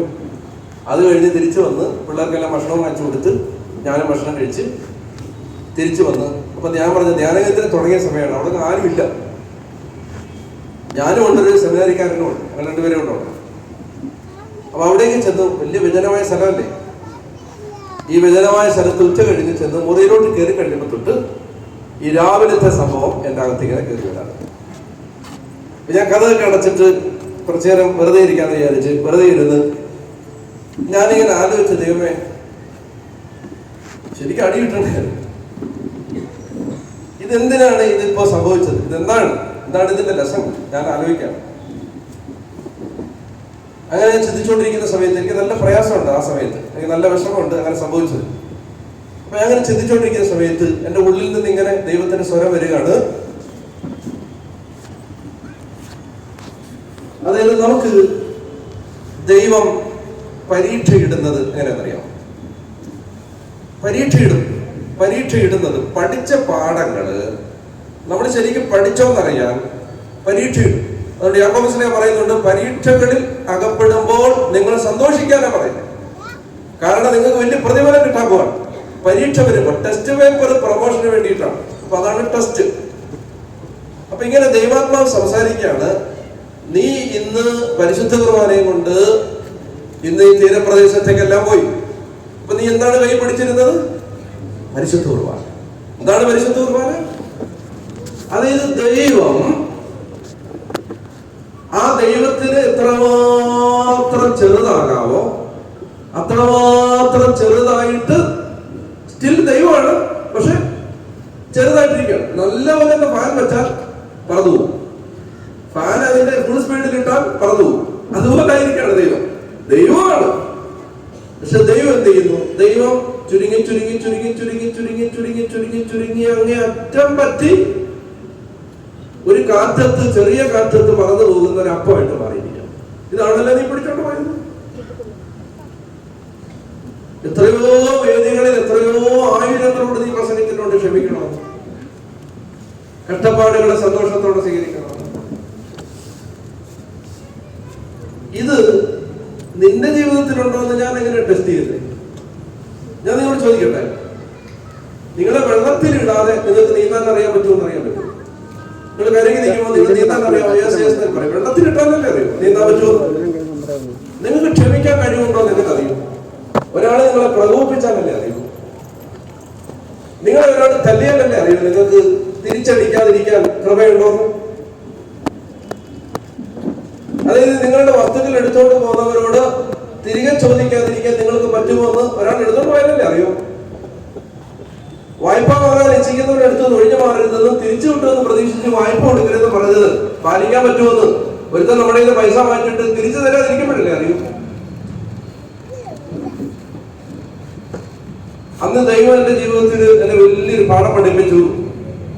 അതായത് ഇടയ്ക്കിടയ്ക്കിടയ്ക്ക് ടെസ്റ്റ് ഉണ്ടാവും. ആ ടെസ്റ്റ് ഇതാണ്: പഠിച്ചതും പഠിപ്പിക്കുന്നതും ഒക്കെ നീ പഠിച്ചിട്ടുണ്ടോ എന്നറിയാൻ ഒരു ടെസ്റ്റ്. പറഞ്ഞ ഹല്ലേലൂയ. കഷ്ടത വന്നാലേ സഹനശീലം ഉണ്ടാവൂ. സഹനശീലം ഉണ്ടാവണമെന്ന് പറഞ്ഞാൽ കഷ്ടത വരാതെ പറ്റത്തില്ലത്. അത് കഷ്ടത വന്നാലേ പറ്റൂ. പറഞ്ഞ ഹല്ലേലൂയ, പറഞ്ഞ ഹല്ലേലൂയ. കഷ്ടത വന്നാലേ പറ്റൂ. ഞാൻ ഒരു വിദേശ രാജ്യത്ത് ചെന്ന് ധ്യാനം നടത്തിക്കൊണ്ടിരിക്കുമ്പോ ഒരു ചെറുപ്പക്കാരൻ എനിക്ക് മെസ്സേജ് അയച്ചു: അച്ഛാ, ഞാൻ ഇന്ന ആളാണ്, എനിക്ക് അച്ഛനെ കാണണം. അപ്പൊ എനിക്ക് ഓർമ്മ വന്നു, ഞാൻ കോളേജിൽ പഠിച്ചുകൊണ്ടിരുന്ന സമയത്ത് ഒരമ്മ വളരെ വേദനയോടെ വന്ന്, ഈ മകൻ ഒട്ടും അനുസരിക്കുന്നില്ല, ഒട്ടും പ്രാർത്ഥിക്കുന്നില്ല, കോളേജിൽ പോകുന്നില്ല, അച്ഛാ എങ്ങനെയും വന്ന് എന്റെ വീടൊന്ന് വെഞ്ചരിച്ച് തരാമോ എന്ന് ചോദിച്ചുകൊണ്ട് ഒരമ്മ എന്നെ വന്ന് നിരന്തരമായിട്ട് വിളിച്ചോണ്ടിരുന്നു. അപ്പൊ ആ അമ്മ എന്നോട് പറഞ്ഞു: അച്ഛാ, അച്ഛൻ വരുമ്പോ പ്രത്യേകം എന്നോട് പറയണം. അച്ഛൻ വരുന്ന സമയം ഞാൻ പറയുന്ന സമയത്തേ വരാവൂ. കാരണം എന്റെ മകൻ കണ്ടാൽ അവൻ ചിലപ്പോ അച്ഛനെ ചീത്ത വിളിക്കും, ചിലപ്പോ എന്താ പറയുന്നതെന്നും പറയാൻ പറ്റില്ല. അതുകൊണ്ട് അങ്ങനെ ഈ അമ്മ മകനില്ല എന്ന് ഉറപ്പ് വരുത്തി തന്ന ഒരു സമയത്ത് ഞാൻ ആ വീട്ടിൽ ചെന്നു. വീട് വെഞ്ചരിച്ച് അവിടുന്ന് വെളിയിൽ ഇറങ്ങുമ്പോ ബൈക്കിൽ മകൻ വന്നിറങ്ങി. എന്നെ കണ്ടതും ഇവൻ എന്തെന്നറിയോ, ഒരൊറ്റ തുപ്പ് തുപ്പി ബൈക്ക് ഓടിച്ചത്. ആ ചെറുപ്പക്കാരനാണ് ഈ വിദേശ രാജ്യത്ത് വെച്ച് എന്നെ മെസ്സേജ് അയച്ചിരിക്കുകയാണ്: എനിക്ക് അച്ഛനെ കാണണം, എനിക്ക് അച്ഛന്റെ ആശീർവാദം വേണം, നിന്റെ കല്യാണം കഴിഞ്ഞു, എന്റെ ഭാര്യ അച്ഛനെ സ്ഥിരം കേൾക്കുന്ന ആളാണ്, ഞാനും കേൾക്കുന്നതാണ്. രണ്ടുപേരോട് വന്നു പ്രാർത്ഥിച്ച്. ഞാൻ ചോദിച്ചാ പഴയ കാര്യങ്ങളൊക്കെ ഞാൻ പഴയ കാര്യമൊക്കെ നിങ്ങളോട് പറഞ്ഞിട്ടുണ്ടോ? ആ ഉണ്ടെന്ന് ഞാനെല്ലാം പറഞ്ഞിട്ടുണ്ട്. വളരെ അനുഗ്രഹത്തോടെ ജീവിക്കുന്നു, വളരെ അനുഗ്രഹത്തോടെ ജീവിക്കുന്നു. പറഞ്ഞേ ഹല്ലേലൂയ, പറഞ്ഞേ ഹല്ലേലൂയ. അതായത് നമ്മുടെ നാളെ എന്താ ഇവർക്ക് സംഭവിക്കാൻ പാടെ നമ്മൾ കാണുന്നില്ല, നമുക്ക് അറിഞ്ഞൂടാ. ദൈവം നമുക്ക് ഇതുപോലെയുള്ള അനുഭവങ്ങൾ തരുമ്പോൾ ആ കഷ്ടപ്പാടിനെ ദൈവം കാണുന്നത് പോലെ കാണാനുള്ള കഴിവാണ്. ഞാനിത് പറഞ്ഞുകൊണ്ട് ഞാൻ 100-ൽ 98% ഇങ്ങനെ ചെയ്യുന്ന ആളല്ല, അത് ഞാൻ പറഞ്ഞേക്കാം. എനിക്ക് പെട്ടെന്ന് അനുശം വരികയും പെട്ടെന്ന് ദേഷ്യം വരികയും പെട്ടെന്ന് ഞാൻ പ്രതികരിക്കുകയും ചെയ്യുന്ന ആളാണ്. ഈ രണ്ട് കാര്യങ്ങൾ ഞാൻ പറഞ്ഞുകൊണ്ട് ഞാൻ അങ്ങനെ നിങ്ങൾ ചിന്തിക്കരുത്. അത് വെറുതെ ചുമ്മാ എടുക്കൊണ്ട് പറയുന്നതല്ല, ഞാൻ പെട്ടെന്ന് കിടാവുന്ന ആളൊക്കെയാണ് ഞാൻ പറഞ്ഞു വരുന്നത്. പക്ഷെ ദൈവം കാണുന്ന പോലെ കാണാൻ ഒരു മൊമെന്റ് പറ്റിയാൽ അത് ഭയങ്കര ഒരു സംഭവമാണ്. അതാണ് സഹനശീലം. പറഞ്ഞ ഹല്ലേലൂയ. നമ്മുടെയൊക്കെ പാവപ്പെട്ട വീടുകളിലെ അമ്മമാർക്കും ചേച്ചിമാർക്കും ചേട്ടന്മാർക്കും ഒക്കെ ഇതുണ്ട്, ഈ സഹനശീലം. ഈ പുറസേട്ടനൊക്കെ അതുണ്ട്, സഹനശീലം. അത് ജീവിതത്തിലെ സഹനങ്ങളെ, കഷ്ടപ്പാടുകളെ, ദൈവം കൊടുത്ത വേദനകളെ തമ്പുരാന്റെ കണ്ണിലൂടെ കണ്ടിട്ട് അതിനെ സ്വീകരിച്ച് ഒരു ഒരു പ്രത്യാശയിൽ ദൈവത്തെ മഹത്വപ്പെടുത്തി മുന്നോട്ട് പോകുക. പറഞ്ഞേ ഹല്ലേലൂയ, പറഞ്ഞേ ഹല്ലേലൂയ. അപ്പൊ അതാണ് കഷ്ടത സഹനശീലവും. സഹനശീലം ആത്മധൈര്യം എന്ന് മലയാളത്തിൽ പറഞ്ഞു. ഞാനൊരു ഇംഗ്ലീഷ് ട്രാൻസ്ലേഷനിൽ കണ്ടത് ക്യാരക്ടർ എന്നാണ്. അതാണ് കുറച്ചുകൂടെ നല്ലത്. സ്വഭാവം, ആത്മധൈര്യം അല്ല, സ്വഭാവം എന്നാണ്. അതായത് വിശ്വാസിക്ക് ഒരു സ്വഭാവം രൂപപ്പെടും. എന്താ അത്? എന്ത് പ്രശ്നം വന്നാലും അത് ദൈവം കാണുന്നത് പോലെ കാണാനുള്ള ഒരു സ്വഭാവം. പറഞ്ഞേ ഹല്ലേലൂയ, പറഞ്ഞേ ഹല്ലേലൂയ. കഷ്ടത സഹനശീലവും, സഹനശീലം ക്യാരക്ടറും, ആ ക്യാരക്ടർ പ്രത്യാശയും. അങ്ങനെ ധൈര്യത്തോടെ മുന്നോട്ട് നീങ്ങുന്ന ആൾ ഒരു പ്രത്യാശയിലാണ് ജീവിക്കുന്നത്. അയാൾക്ക് പ്രത്യാശ ഉണ്ടാവുന്നുണ്ട്. പ്രത്യാശ, ആ പ്രത്യാശ നമ്മളെ നിരാശരാക്കുന്നത്. ഞാൻ പറഞ്ഞു വരുന്നത്, ദൈവം നമ്മളെ വിശുദ്ധീകരിക്കുന്ന ഏറ്റവും പ്രധാനപ്പെട്ട ഒരു വഴിയാണ് എന്ത്? കഷ്ടപ്പാടുകൾ. അതുകൊണ്ട് അതിനെ വെറുതെ കളയരുത്, പാഴാക്കി കളയരുത്. ഓരോ കഷ്ടപ്പാടുകളെയും എടുത്ത് ദൈവത്തിന് നന്ദി പറയണം. ഓരോ കഷ്ടപ്പാടുകളെയും പ്രതി ദൈവത്തെ മഹത്വപ്പെടുത്തണം. വലിയ വേദനകൾ ചിലപ്പോൾ ഉണ്ടാവില്ല, ചെറിയ ചെറിയ വേദനകൾ ഉണ്ടാവും. അതെല്ലാം ഒന്നും പാഴാക്കി കളയരുത്. ആ മനപ്രയാസം, ആളുകൾ ബുദ്ധിമുട്ടിച്ചത്, വിഷമിപ്പിച്ചത്, അപവാദം പറഞ്ഞത്, ആക്ഷേപം പറഞ്ഞത്, ചീത്ത വിളിച്ചത്, അതിന് മാന്തിയത്, വീട്ടുകാർ ഒറ്റപ്പെടുത്തിയത്, കുടുംബക്കാരെ തള്ളി പറഞ്ഞത്, എല്ലാവർക്കും വേണ്ടി ജീവിച്ചിട്ടുള്ളവർ ആർക്കും വേണ്ടാത്ത ആളായത്, ഇതെല്ലാം ദൈവം നമ്മളെ വിശുദ്ധീകരിക്കുന്ന വഴികളാണ്. പറഞ്ഞേ ഹല്ലേലൂയ, ഹല്ലേലൂയ. അതെന്തിനാണെന്നറിയാമോ? അത് വെളിപാട് പുസ്തകത്തിൽ പറയുന്നുണ്ട്, വിശുദ്ധൻ ഇനിയും തന്നെ വിശുദ്ധീകരിക്കട്ടെ എന്നാ പറയുന്നത്. അതായത് വിശുദ്ധീകരണം ഒരിക്കലും അവസാനിക്കുന്നില്ല. വെളിപാട് 22:11, വെളിപാട് 22:11 വായിക്കാമോ? അനീതി ചെയ്തിരുന്നവൻ ഇനിയും അനീതി ചെയ്തു കൊള്ളട്ടെ, പാപക്കര പുരണ്ടവൻ ഇനിയും അങ്ങനെ തന്നെ കഴിഞ്ഞുകൊള്ളട്ടെ, നീതിമാൻ ഇനിയും നീതി പ്രവർത്തിക്കട്ടെ, വിശുദ്ധൻ ഇനിയും വിശുദ്ധീകരിക്കപ്പെടട്ടെ. അതിൽ നമ്മൾ കാണുന്നത് കാണാത്തതുമായ അനേക കാര്യങ്ങൾ നമ്മളിൽ വിശുദ്ധീകരിക്കപ്പെടാനായിട്ടുണ്ട്. വിശുദ്ധൻ ഇനിയും വിശുദ്ധി. ഈ 1 യോഹന്നാൻ 3 അവിടെ ഇത് യോഹന്നാൻ ശ്ലീഹ വേറൊരു വിധത്തിൽ പറയുന്നുണ്ട്. 1 യോഹന്നാൻ 3:1 മുതൽ വായിക്കാം. കണ്ടാലും എത്ര വലിയ സ്നേഹമാണ് പിതാവ് നമ്മോട് കാണിച്ചത്. പറഞ്ഞു വായിക്കാം. ദൈവമക്കൾ എന്ന് നാം വിളിക്കപ്പെടുന്നു, നാം അങ്ങനെയാണ് താനും. ലോകം നമ്മെ അറിയുന്നില്ല, കാരണം അത് അവിടുത്തെ അറിഞ്ഞിട്ടില്ല. പ്രിയപ്പെട്ടവര്, നാം ഇപ്പോൾ ദൈവത്തിന്റെ മക്കളാണ്. ശ്രദ്ധിക്കുക, നീതീകരിക്കപ്പെട്ട അവസ്ഥയിലാണ്. ഇപ്പോൾ ദൈവത്തിന്റെ മക്കളാണ്. ഇപ്പോൾ അടുത്തത്, നാം എന്തായി തീരുമെന്ന് വെളിപ്പെട്ടിട്ടില്ല. ഇപ്പൊ നീതീകരിക്കപ്പെട്ടിരിക്കുന്നു. എന്തായി തീരും? പക്ഷെ നമുക്കറിയാം നമ്മൾ എന്തായി തീരും. മഹത്വീകരിക്കപ്പെടും. എന്നല്ലേ പറഞ്ഞേ? നമ്മൾ എന്തായി തീരും? മഹത്വീകരിക്കപ്പെടും. നമുക്കത് മനസ്സിലായിട്ടുണ്ട്. നമ്മൾ മഹത്വീകരിക്കപ്പെടും എന്ന് പറഞ്ഞാൽ, ഞാൻ കഴിഞ്ഞ ദിവസം പറഞ്ഞിരുന്നു, മഹത്വീകരിക്കപ്പെടുക സമം യേശുവിനെ പോലാവുക. നമ്മൾ യേശുവിനെ പോലാവുക. മനസ്സിലാവുന്നുണ്ടോ? അപ്പൊ പറയുകയാണ്, നാം എന്തായി തീരുമെന്ന് ഇതുവരെയും വെളിപ്പെട്ടിട്ടില്ല, എങ്കിലും ഒരു കാര്യം നമുക്കറിയാം. വായിക്കാൻ. അവിടുന്ന് പ്രത്യക്ഷനാകുമ്പോൾ അവിടുത്തെ പോലെ ആവും. ഇതാണ് ഈശോയെ പോലെ ആവും എന്ന് പറഞ്ഞു. അവിടുന്ന് പ്രത്യക്ഷനാകുമ്പോൾ നാം അവിടുത്തെ പോലെയാകും. അവിടുന്ന് ആയിരിക്കുന്നത് പോലെ നാം അവിടുത്തെ കാണുകയും ചെയ്യും. അടുത്ത വാക്യം 3 ഉറക്കെ വായിക്കും. ഈ പ്രത്യാശയുള്ളവൻ അവിടുന്ന് പരിശുദ്ധനായിരിക്കുന്നത് പോലെ തന്നെ തന്നെ വിശുദ്ധനാക്കുന്നു, അഥവാ വിശുദ്ധീകരിച്ചുകൊണ്ടേയിരിക്കുന്നു. ഈ പ്രത്യാശയുള്ളവൻ, എനിക്ക് യേശുവിനെ പോലെ ആവേണ്ട ആളാണ്, ഞാൻ മഹത്വീകരിക്കപ്പെടേണ്ട ആളാണ്. ഈ പ്രത്യാശയുള്ളവൻ എന്ത് ചെയ്യുന്നു? അവിടുന്ന് പരിശുദ്ധനായിരിക്കുന്നത് പോലെ തന്നെ തന്നെ വിശുദ്ധീകരിച്ചുകൊണ്ടേയിരിക്കുന്നു. ആ വിശുദ്ധീകരണ പ്രക്രിയയിൽ ദൈവം നമുക്ക് അനുവദിച്ചു തരുന്ന ഏറ്റവും പ്രധാനപ്പെട്ട ഒരു വഴിയാണ് എന്ത്? നമ്മുടെ കഷ്ടപ്പാടുകൾ. അതുകൊണ്ട് ആ കഷ്ടപ്പാടുകളെ, പ്രയാസങ്ങളെ ദൈവകരങ്ങളിൽ നിന്ന് സന്തോഷത്തോടെ സ്വീകരിക്കണം. അതിന് നന്ദി പറയണം. അതാണ് ഏറ്റവും പ്രധാനപ്പെട്ട കാര്യം. അതിനെ ഓർത്ത് ദൈവത്തെ മഹത്വപ്പെടുത്തണം. അതിന് കാരണക്കാരായ വ്യക്തികളെ ശപിക്കുകയോ അവരെ ബുദ്ധിമുട്ടിക്കുകയോ ചെയ്യുന്നതിന് പകരം, ഇത് ദൈവം അറിയാതെ ഒന്നും സംഭവിച്ചിട്ടില്ല. പറഞ്ഞേ ഹല്ലേലൂയ. ഞാൻ എന്റെ ചപ്പലില്, ഞാൻ പ്രാർത്ഥിക്കുന്ന പ്രാർത്ഥന മുറിയിൽ 3 വാക്കുകൾ എഴുതി വെച്ചിട്ടുണ്ട്. ആ 3 വാക്കുകൾ നിങ്ങൾക്കറിയാം ഏതാ വാക്കെന്ന്? 14 എന്നോട് ഞാൻ പറഞ്ഞിട്ടുണ്ട്. ഏതെന്നറിയാം? സർവാധിപൻ, സർവശക്തൻ, അത്യുന്നതൻ. ഈ 3 വാക്ക് മതി നമുക്ക് ജീവിക്കാം.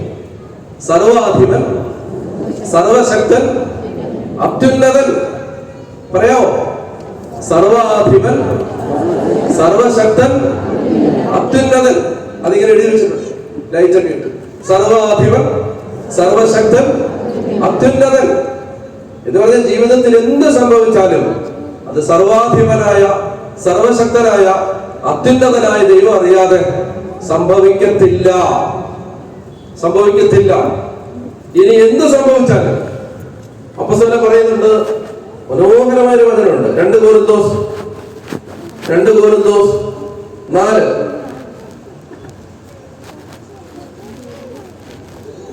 അതില് ഞാൻ പറയുന്ന വാക്യമായി 2 കൊരിന്തോസ് 4 അപ്പോസ്തലൻ പറയുകയാണ്. 2 കൊരിന്തോസ് 4:16 വായിക്കാം. ഞങ്ങൾ ഭഗ്നാശരാകുന്നില്ല. കണ്ടോ, ഞങ്ങൾക്ക് നിരാശയില്ല. എന്താ കാര്യം? ഞങ്ങളിലെ ബാഹ്യ മനുഷ്യൻ ക്ഷയിച്ചുകൊണ്ടിരിക്കുകയാണെങ്കിലും ആന്തരിക മനുഷ്യൻ അനുദിനം നവീകരിക്കപ്പെടുന്നു. കണ്ടോ, ഒരു വചന. ഞങ്ങളിലെ ബാഹ്യ മനുഷ്യന് വേണ്ട കാര്യങ്ങൾ, ഈ ഔട്ട് ഓഫ് ബോഡി, ഈ ഇന്ദ്രിയങ്ങൾ കൊണ്ട് ജീവിക്കുന്ന ഈ ശരീരത്തിൽ മനുഷ്യന് വേണ്ടത് എന്തൊക്കെയാ? ആഹാരം, വസ്ത്രം, പാർപ്പിടം, മരുന്ന്, വിദ്യാഭ്യാസം, ഇങ്ങനെയുള്ള അടിസ്ഥാന സൗകര്യങ്ങൾ. അതുകൂടാതെ ശ്രദ്ധിക്കും, എന്തൊക്കെയാ? അപ്രീസിയേഷൻ, അംഗീകാരം, സ്നേഹം, കരുതല്, നല്ല പേര്, മറ്റുള്ളവരുടെ മുമ്പിൽ സ്വീകാര്യത, എല്ലാവരും നമ്മളെ കുറിച്ച് നല്ലത് പറയുന്നത്, നമുക്ക് സ്നേഹം. ഇതൊക്കെയാണ് ഈ പുറമേയുള്ള മനുഷ്യൻ ആഗ്രഹിക്കുന്ന കാര്യങ്ങൾ. ഞങ്ങളുടെ ഭാഗ്യ മനുഷ്യൻ അപ്പോസ്തലൻ പറയാണ്, ഞങ്ങൾക്ക് അതൊന്നും കിട്ടുന്നില്ല. ഞങ്ങൾ എന്ത് ചെയ്യുന്നു? ഇതിന് തൊട്ട് മുമ്പ് അധ്യായത്തിൽ പറഞ്ഞിട്ടുണ്ട്, ഞങ്ങളെ എല്ലാവരും എന്ത് ചെയ്യുന്നു? ഞങ്ങളെ ദുഷിക്കുന്നു, പീഡിപ്പിക്കുന്നു, ഞങ്ങളുടെ ഏറ്റവും അവസാനത്തെ ആളായി മാറിയിരിക്കുന്നു. വായിച്ച 1 കൊരിന്തോസ് 4. 2 കൊരിന്തോസ് 4 പറഞ്ഞതിന്റെ പശ്ചാത്തലം 1 കൊരിന്തോസ് 4 കിടപ്പുണ്ട്. അതേ പറയുകയാണ് 1 കൊരിന്തോസ് 4:9. ദൈവം അപ്പോസ്തലന്മാരായ ഞങ്ങളെ മരണത്തിന് വിധിക്കപ്പെട്ടവനെ പോലെ ഏറ്റവും അവസാനത്തെ നിലയിൽ പ്രദർശിപ്പിച്ചിരിക്കുന്നുവെന്ന് ഞാൻ വിചാരിക്കുന്നു. കാരണം ഞങ്ങൾ ലോകത്തിനും ദൂതന്മാർക്കും മനുഷ്യർക്കും പ്രദർശന വസ്തുക്കളായിരിക്കുന്നു.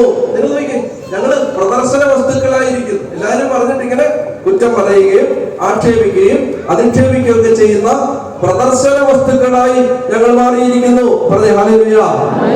പറഞ്ഞേ ഹല്ലേലൂയ. ഹല്ലേലൂയ. അപ്പൊ അദ്ദേഹം പറയുകയാണ്, അദ്ദേഹം കടന്നുപോയ ഓരോ സകലവും മുന്നിൽ കണ്ടുകൊണ്ട് അദ്ദേഹം പറയുകയാണ്, ഞങ്ങളുടെ ഭാഗ്യ മനുഷ്യൻ എടുക്കുക. 2 കൊരിന്തോസ് 4 വായിച്ചേ. 4:14 വായിച്ചേ. ഞങ്ങൾ ഭഗ്നാശരാകുന്നില്ല. ഞങ്ങളുടെ ഭാഗ്യ മനുഷ്യൻ ക്ഷയിച്ചുകൊണ്ടിരിക്കുകയാണെങ്കിലും ആന്തരിക മനുഷ്യൻ അനുദിനം നവീകരിക്കപ്പെടുന്നു. ഞങ്ങളുടെ ക്ലേശങ്ങൾ നിസാരവും ക്ഷണികവുമാണ്, അവയുടെ ഫലമോ അനുപമമായ മഹത്വവും. മനസ്സിലായോ? ഇൻകംപയറബിൾ ഗ്ലോറി, ഉപമിക്കാനാവാത്ത മഹത്വം. ഞങ്ങളുടെ ഭാഗ്യ മനുഷ്യൻ അനുദിനം ക്ഷയിച്ചുകൊണ്ടിരിക്കുകയാണ്. ആളുകൾ അപവാദം പറയുന്നു, ആക്ഷേപം പറയുന്നു, കുറ്റം പറയുന്നു, വിധിക്കുന്നു, പരിഹസിക്കുന്നു, കുറ്റപ്പെടുത്തുന്നു, വീട്ടുകാരെ ഒറ്റപ്പെടുത്തുന്നു, നാട്ടുകാരെ ഒറ്റപ്പെടുത്തുന്നു, ഭർത്താവിന് വേണ്ടതാവുന്നു, ഭാര്യയ്ക്ക് വേണ്ടതാവുന്നു, മക്കൾക്ക് വേണ്ടതാവുന്നു. പറയുകയാണ് ഞങ്ങളുടെ ബാഹ്യ മനുഷ്യൻ ക്ഷയിച്ചുകൊണ്ടിരിക്കുകയാണ്. പക്ഷെ അനുദിനം ഞങ്ങളുടെ ആന്തരിക മനുഷ്യൻ നവീകരിക്കപ്പെടുകയും ഈ ക്ലേശങ്ങൾ നിസാരവും ക്ഷണികവുമാണ്, അവയ്ക്ക് ലഭിക്കാനിരിക്കുന്നതോ അനുപമമായ മഹത്വം, ഉപമിക്കാനാവാത്ത, കമ്പയർ ചെയ്യാനാവാത്ത മഹത്വം. പറഞ്ഞ ഹല്ലേലൂയ. അപ്പോ ഇങ്ങനെ ഈ ക്ലേശങ്ങളുടെ നടുവിൽ ഈ മഹത്വം, നമ്മളിൽ ഈ മഹത്വം കാണാം. അപ്പൊ അതുകൊണ്ട് തന്നെ പറഞ്ഞത്, നമ്മുടെ പ്രയാസങ്ങള് അതിനെ തള്ളിക്കളയരുത്, അതിനെ നമ്മൾ വേണ്ടാതെ വെക്കരുത്. അതിനെല്ലാം ഓർത്ത് ദൈവത്തിന് നന്ദി പറയണം, ദൈവത്തെ സ്തുതിക്കണം. അപ്പൊ നമുക്ക് ഒത്തിരി എന്താ പറയാം, ഈ ഗ്ലോറി എന്ന് പറയുന്നത് അവസാനം മാത്രം സംഭവിക്കുന്ന കാര്യമല്ല. നമ്മൾ മഹത്വത്തിൽ നിന്ന് മഹത്വത്തിലേക്ക് രൂപാന്തരപ്പെടുകയാണെന്ന് കഴിഞ്ഞ ദിവസം ഒരു വചനം വായിച്ചാൽ, 1 കൊരിന്തോസ് 3 വായിച്ചാൽ, ഇപ്പൊ വായിക്കണ്ട, മഹത്വത്തിൽ നിന്ന് മഹത്വത്തിലേക്ക്. നിങ്ങൾ ഇങ്ങനെ കേട്ടോ, അതായത് കഷ്ടപ്പാടുകളെ ദൈവത്തിന്റെ കയ്യിൽ നിന്ന് വാങ്ങുന്ന എല്ലാ മനുഷ്യരിലും യേശുവിന്റെ മഹത്വം, യേശുവിന്റെ പ്രസൻസ് നല്ലതുപോലെ ഉണ്ടാവും. നമ്മൾ വഴക്കുണ്ടാക്കും, വഴക്കുണ്ടാക്കുകയും ചീത്ത വിളിക്കുകയും പ്രതികരിക്കുകയും നമ്മളെല്ലാവരും അവർ പറയുന്നതെല്ലാം ഡിപെൻഡ് ചെയ്യുകയും പിന്നെ നമ്മളെ കുറിച്ച് എന്തെങ്കിലും ഇല്ലാത്ത പറഞ്ഞാൽ അതിനെ സ്ഥാപിക്കാൻ ശ്രമിക്കുകയും ഈ വഴിക്കൊക്കെ നമ്മൾ പോകുമ്പോൾ നമ്മുടെ ഈ മഹത്വം പൊക്കൊണ്ടിരിക്കുന്നു. എന്നാൽ അതൊക്കെ എന്ത് ചെയ്യുന്നു? എല്ലാം കൊണ്ടുപോകുന്നവരുടെ മുമ്പിൽ ആടിനെ പോലെ അവൻ മൗനം പാലിച്ചു. അടിച്ചവർക്ക് ബോധവും താടി വീശ വരച്ചവർക്ക് കവിളും അവൻ കാണിച്ചു കൊടുത്തു. നിന്നയിൽ നിന്നോ തുപ്പലിൽ നിന്നോ അവൻ മുഖം തിരിച്ചില്ല. അവനവന്റെ മുഖം ശിലാതുല്യമാക്കി. എന്ത് ചെയ്യുന്നു? കഷ്ടപ്പാടുകളെ പരാതിയില്ലാതെ സന്തോഷത്തോടെ സ്വീകരിക്കും. അത് ദൈവത്തിന് സമർപ്പിക്കുന്നു, ദൈവത്തിന് നന്ദി പറയുന്നു. അങ്ങനെയുള്ള ആളുകളിൽ എന്തുണ്ടാകുന്ന മഹത്വം ഉണ്ടാവും. കർത്താവ് ഈശോയുടെ പ്രസൻസ് അവര് നല്ലതുപോലെ ഉണ്ടാവും. പറഞ്ഞ ഹല്ലേലൂയ, പറഞ്ഞ ഹല്ലേലൂയ. അപ്പോ ഇത്രയും അത്രേ അതിനെ കുറിച്ച് പറയുന്നു. അപ്പോ നീതീകരിച്ചു, മഹത്വീകരിക്കും, വിശുദ്ധീകരിച്ചുകൊണ്ടിരിക്കുന്നു. എങ്ങനെയാണ്? ഒന്നാമതായി പറ, കഷ്ടപ്പാടുകൾ. ഇപ്പൊ മനസ്സിലായല്ലോ, ഒരു കഷ്ടപ്പാടിനെ കളയരുത്, ഒരു കഷ്ടപ്പാടിനെ കളയരുത്. രണ്ടാമത്തേത്, ദൈവം നമ്മളെ വിശുദ്ധീകരിക്കുന്നത് കൂദാശകളിലൂടെ. എല്ലാ കൂദാശകളും പറയാൻ സമയമില്ല, ഞാൻ പരിശുദ്ധ കുർബാന പറഞ്ഞിട്ട് നിർത്താം. നല്ലതായിട്ട് ശ്രദ്ധിച്ചിരിക്കും, എടുത്തോ, എഴുതിപ്പിക്കുന്നില്ല സമയം പോകാതിരിക്കാൻ വേണ്ടി. അതായത് പരിശുദ്ധ കുർബാനയില് ദൈവം നമ്മളെ അനുദിനം വിശുദ്ധീകരിച്ചുകൊണ്ടിരിക്കുകയാണ്. ഇങ്ങനെ വിശുദ്ധീകരിക്കുന്നത് നമ്മുടെ രക്ഷ നടക്കുന്നതിന് നമ്മൾ പ്രധാനമായിട്ടും നമ്മൾ പരിശുദ്ധ കുർബാനയെ സമീപിക്കേണ്ട ഒരു മാനം ഞാൻ നിങ്ങൾക്ക് കാണിച്ചു തരാൻ ആഗ്രഹിക്കുന്നു. ഈശോ നേരിട്ട് ഇറങ്ങി വന്ന് പരിശുദ്ധ കുർബാനയിൽ നമ്മളെ വിശുദ്ധീകരിക്കുകയാണ്. ഇപ്പൊ നമ്മളതിനെ എങ്ങനെ സ്വീകരിക്കണം എന്നതിനെ കുറിച്ചാണ് ഞാൻ പറയാൻ പോകുന്നത്. രക്ഷ നടക്കുന്നത് റോമാലേഖനം 10:9 വായിക്കാം. രക്ഷ നമ്മളിൽ നടക്കുന്നത് എങ്ങനെയാണ് എന്നതിന്റെ തത്വം റോമർ 10:9 കിടക്കും, വായിക്കാം. ആകയാൽ യേശു കർത്താവാണെന്ന് അധരം കൊണ്ട് ഏറ്റു പറയുകയും ദൈവം അവനെ മരിച്ചവരിൽ നിന്ന് ഉയർപ്പിച്ചുവെന്ന് ഹൃദയത്തിൽ വിശ്വസിക്കുകയും ചെയ്താൽ നീ രക്ഷ പ്രാപിക്കും. അപ്പൊ രക്ഷയ്ക്ക് രണ്ട് തത്വം അപ്പോസ്തലൻ നിർദ്ദേശിക്കുന്നു. ഒന്ന്, ഹൃദയത്തിൽ വിശ്വസിക്കണം. രണ്ട്, അധരം കൊണ്ട് പ്രഖ്യാപിക്കണം. ഇങ്ങനെ പറയുക, ഹൃദയം കൊണ്ട് വിശ്വസിക്കുക, അധരം കൊണ്ട് പ്രഖ്യാപിക്കുക. അങ്ങനെ പറയുക, പറയാമോ? ഉച്ചത്തിൽ ഹൃദയം കൊണ്ട് വിശ്വസിക്കുക, അധരം കൊണ്ട് പ്രഖ്യാപിക്കുക. പറയൂ. അപ്പോ രക്ഷ അല്ലെങ്കിൽ വിശുദ്ധീകരണം അല്ലെങ്കിൽ വിമോചനം ഇതെല്ലാം സംഭവിക്കണമെങ്കിൽ ഒരു വ്യക്തി ഹൃദയത്തിൽ വിശ്വസിക്കണം, അധരം കൊണ്ട് അത് പ്രഖ്യാപിക്കണം. അപ്പൊ ഈ ഹൃദയത്തിൽ വിശ്വസിച്ച് അധരം കൊണ്ട് പ്രഖ്യാപിക്കാൻ നമ്മളെ സഹായിക്കുന്നതാണ് കൂദാശകൾ, പ്രത്യേകിച്ച് പരിശുദ്ധ കുർബാന. ഹൃദയത്തിൽ വിശ്വസിക്കുന്നു, അധരം കൊണ്ട് പ്രഖ്യാപിക്കുന്നു. ശ്രദ്ധിച്ചിരിക്കുക, പരിശുദ്ധ കുർബാന ഒരു ആചാരമാണോ അതോ ഒരു പ്രഖ്യാപനമാണോ? അതെങ്ങനെയാണ്? കുർബാന സ്വീകരിക്കുമ്പോൾ നമ്മൾ എന്തെങ്കിലും പ്രഖ്യാപിക്കുന്നുണ്ട്? കുർബാന എന്ന് പറഞ്ഞാൽ ഇപ്പൊ വെളിയിൽ നിന്ന് വിശുദ്ധ കുർബാന എന്താണെന്ന് അറിയാത്ത ഒരാള് അത് കാണുമ്പോ അതെന്താണ്? അതൊരു ആചാരം, ഒരു റിച്വൽ, ഒരു ചടങ്ങ്, ഒരു കർമ്മം, ഒരു മതപരമായ കർമ്മം ആണല്ലോ.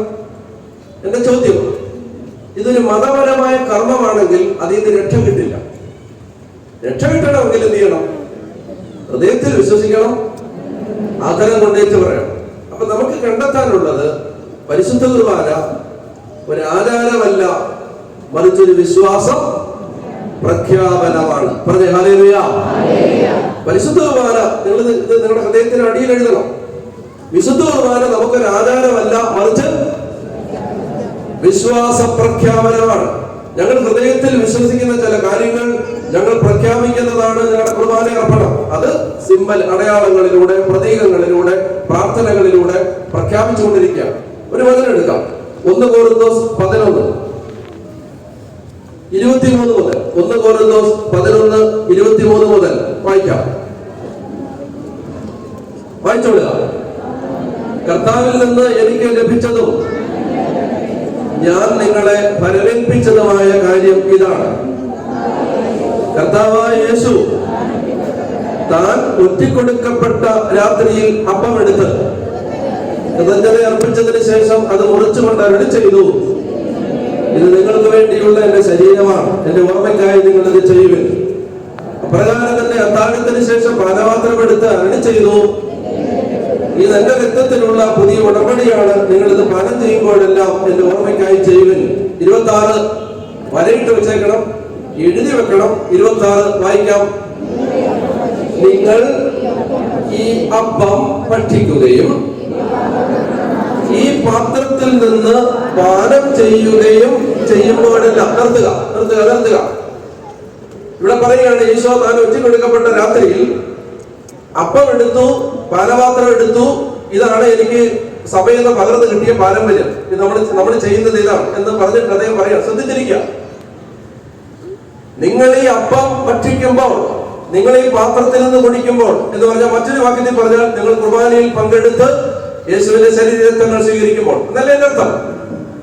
നിങ്ങൾ പരിശുദ്ധ കുർബാനയെ സംബന്ധിച്ച് യേശുവിന്റെ ശരീരരക്തങ്ങൾ സ്വീകരിക്കുമ്പോൾ, നിങ്ങൾ ഈ അപ്പത്തിൽ നിന്ന് കഴിക്കുകയും പാത്രത്തിൽ നിന്ന് കുടിക്കുകയും ചെയ്യുമ്പോൾ, വായിക്കാം, കർത്താവിന്റെ മരണം അവന്റെ രണ്ടാം വരവ് വരെ പ്രഖ്യാപിക്കുകയത്രേ ചെയ്യുന്നത്. അതായത് അപ്പോസ്തലൻ പറയുകയാണ്, ഇതൊരു ആചാരമല്ല, ഇതൊരു പ്രഖ്യാപനമാണ്. പറഞ്ഞ ഹല്ലേലൂയ. പരിശുദ്ധ കുർബാന ഒരു ആചാരമല്ല, മറിച്ച് വിശ്വാസ പ്രഖ്യാപനമാണ്. ഇനി ഇത്ര മനസ്സിലായോ? ഇത്ര മനസ്സിലായാലേ ഇനി പോകാൻ പറ്റൂ. മനസ്സിലായോ? എന്താ മനസ്സിലായോ? വിശുദ്ധ കുർബാന ഒരു ആചാരമല്ല, വിശ്വാസ പ്രഖ്യാപനം. That is the proclamation of my faith. I am proclaiming, I am announcing to the world what I believe in my heart, that Jesus is my Lord. യേശു എനിക്ക് വേണ്ടി മരിച്ചു, യേശു എന്റെ കർത്താവാണ്. ഞാനത് ഹൃദയത്തിൽ വിശ്വസിക്കുന്നത്, ഞാൻ സെലിബ്രേറ്റ് ചെയ്യുന്നതാണ് കുർബാന. ഇത്ര മനസ്സിലായോ? അങ്ങനെയാണെങ്കിൽ ഈ വിശ്വാസ പ്രഖ്യാപനം എങ്ങനെയാണ് കുർബാനയിൽ നടക്കുന്നതെന്ന് ഞാൻ ചില സാമ്പിളുകളിലൂടെ കാണിച്ചു തരാം. എന്ന് പറഞ്ഞാൽ കുർബാനയിലെ ചില പ്രാർത്ഥനകളിലൂടെ എങ്ങനെയാണ് നമ്മൾ വിശ്വാസ കുർബാന, ഇത് നിങ്ങൾക്ക് ഈ ഒരു ആശയം നിങ്ങൾക്ക് കൺസീവ് ചെയ്യാൻ, നിങ്ങളുടെ മനസ്സിൽ സ്വീകരിക്കാൻ പറ്റിയാൽ, നിങ്ങൾ പള്ളിയിൽ ചെന്ന് കുർബാനയ്ക്ക് നിൽക്കുമ്പോൾ നിങ്ങൾക്ക് അത് പരിശീലിച്ച് അങ്ങനെ പ്രാർത്ഥിക്കാൻ പറ്റിയാൽ കുർബാന അനുഭവം വളരെ വളരെ വളരെ ഉയർന്ന നിലവാരത്തിലേക്ക് മാറും. നന്നായിട്ട് എന്നെ ശ്രദ്ധിച്ചിരിക്കുക. ഞാൻ കുർബാന അർപ്പിക്കുന്ന സമയത്ത്, അല്ലെങ്കിൽ ഞാൻ കുർബാന ചൊല്ലുന്ന സമയത്ത്, ഞാൻ പരിശുദ്ധ കുർബാനയിൽ എങ്ങനെയാണ് പങ്കെടുക്കുന്നത്, അല്ലെങ്കിൽ എനിക്ക് എങ്ങനെയാണ് അത് മനസ്സിലായി കിട്ടിയത്, അത് ഞാൻ നിങ്ങൾക്ക് പറഞ്ഞു തരികയാണ്. ശ്രദ്ധിച്ചിരിക്കും. ഇപ്പൊ നമുക്ക് മലങ്കര കുർബാനയിൽ, നമ്മളിപ്പോ മലങ്കര കാലാണ് കൂടുതലുള്ളത് കൊണ്ട് ഞാൻ പറയുന്നു, മലങ്കര കുർബാനയിൽ പരസ്യ ശുശ്രൂഷ ആരംഭിക്കുമ്പോ തിരശ്ശീല മാറ്റിയിട്ട് അച്ഛൻ ധൂപം വീശി ജനത്തിന് അഭിമുഖമായി വന്ന് ധൂപം വീശിക്കൊണ്ട് ആ സമയത്ത് അച്ഛൻ ചൊല്ലുന്ന പ്രാർത്ഥന എന്താണത്? സ്വർഗ്ഗസ്ഥനായ പിതാവേ, കർത്താവേ, നിന്നെ പ്രസവിച്ച മറിയാമും നിനക്ക് മാമോദീസ നൽകിയ യോഹന്നാനും ഞങ്ങൾക്ക് വേണ്ടി നിന്നോട് അപേക്ഷിക്കും. അപ്പൊ ഞാൻ കുർബാനയെ കാണുന്നത് എന്ന് പറഞ്ഞാൽ, ഞാൻ എനിക്ക് മനസ്സിലാവുന്നത് ഞാൻ പറഞ്ഞു, ഞാൻ കുർബാനയെ കാണുന്നത് എന്താണ്? ഇതൊരു ആചാരമല്ല, പിന്നെന്താണിത്? ഇത് എന്റെ വിശ്വാസ പ്രഖ്യാപനം. ഇതെന്റെ വിശ്വാസ പ്രഖ്യാപനമാണ്. ശ്രദ്ധിച്ചിരിക്കുക. 15 മിനിറ്റൂടെ ഉള്ളു നമുക്ക്, കേട്ടല്ലോ. 15 മിനിറ്റൂടെ ഉള്ളു നമുക്ക്. ശ്രദ്ധിച്ചിരിക്കുക. അതായത് നമുക്ക് കുർബാന, കർത്താവേ നിന്നെ പ്രസവിച്ച, ഇത് ചൊല്ലുമ്പോ ഞാൻ കുർബാനയെ കാണുന്നത് എങ്ങനെയാണ്? ഇത് ഒരു ആചാരമല്ല എനിക്ക്, പിന്നെന്താണിത്? വിശ്വാസ പ്രഖ്യാപനം. അപ്പൊ അച്ഛൻ ഒരു പ്രാർത്ഥന ചൊല്ലും. അതെനിക്കൊരു പ്രാർത്ഥന മാത്രമല്ല, അതൊരു വിശ്വാസ പ്രഖ്യാപനം. അച്ഛൻ എന്ന നിലയിൽ, ഞാൻ അച്ഛൻ എന്ന നിലയിൽ ഞാൻ ചൊല്ലുന്ന പ്രാർത്ഥന, അച്ഛന്മാരെന്ന നിലയിൽ ഞങ്ങൾ ചൊല്ലുന്ന പ്രാർത്ഥനയാണല്ലോ. അപ്പൊ ഞാനിത് ചൊല്ലുമ്പോ ഇതെനിക്ക് ഒരു പ്രാർത്ഥനയല്ല, പ്രാർത്ഥന മാത്രമല്ല, ഇതെനിക്ക് ഒരു വിശ്വാസ പ്രഖ്യാപനമാണ്. അപ്പൊ ഇവിടെ ഞാൻ എന്തെങ്കിലും വിശ്വാസം പ്രഖ്യാപിച്ചോ ഈ പ്രാർത്ഥനയിൽ? നിങ്ങൾ ആലോചിക്കും. നിങ്ങൾ ആലോചിച്ചാലും എനിക്ക് വേണേ പറഞ്ഞുതരാം, നിങ്ങൾ ആലോചിച്ചാലേ കാര്യമുള്ളൂ. ഇവിടെ ഞാൻ എന്തെങ്കിലും വിശ്വാസം പ്രഖ്യാപിച്ചോ? കർത്താവേ നിന്നെ പ്രസവിച്ച മറിയാമും നിനക്ക് മാമോദീസ നൽകിയ യോഹന്നാനും ഞങ്ങൾക്ക് വേണ്ടി നിന്നോട് അപേക്ഷിക്കും, ഞങ്ങളോട്, ഞാൻ എന്തെങ്കിലും വിശ്വാസം പ്രഖ്യാപിച്ചോ? ഇല്ലേ? നിങ്ങൾ മെച്ചപ്പെടാത്ത, ഗുണപ്പെടാത്ത ഇതാ. ഇവിടെ എന്തെങ്കിലും വിശ്വാസം പ്രഖ്യാപിച്ചോ? എന്ത് വിശ്വാസം പറ?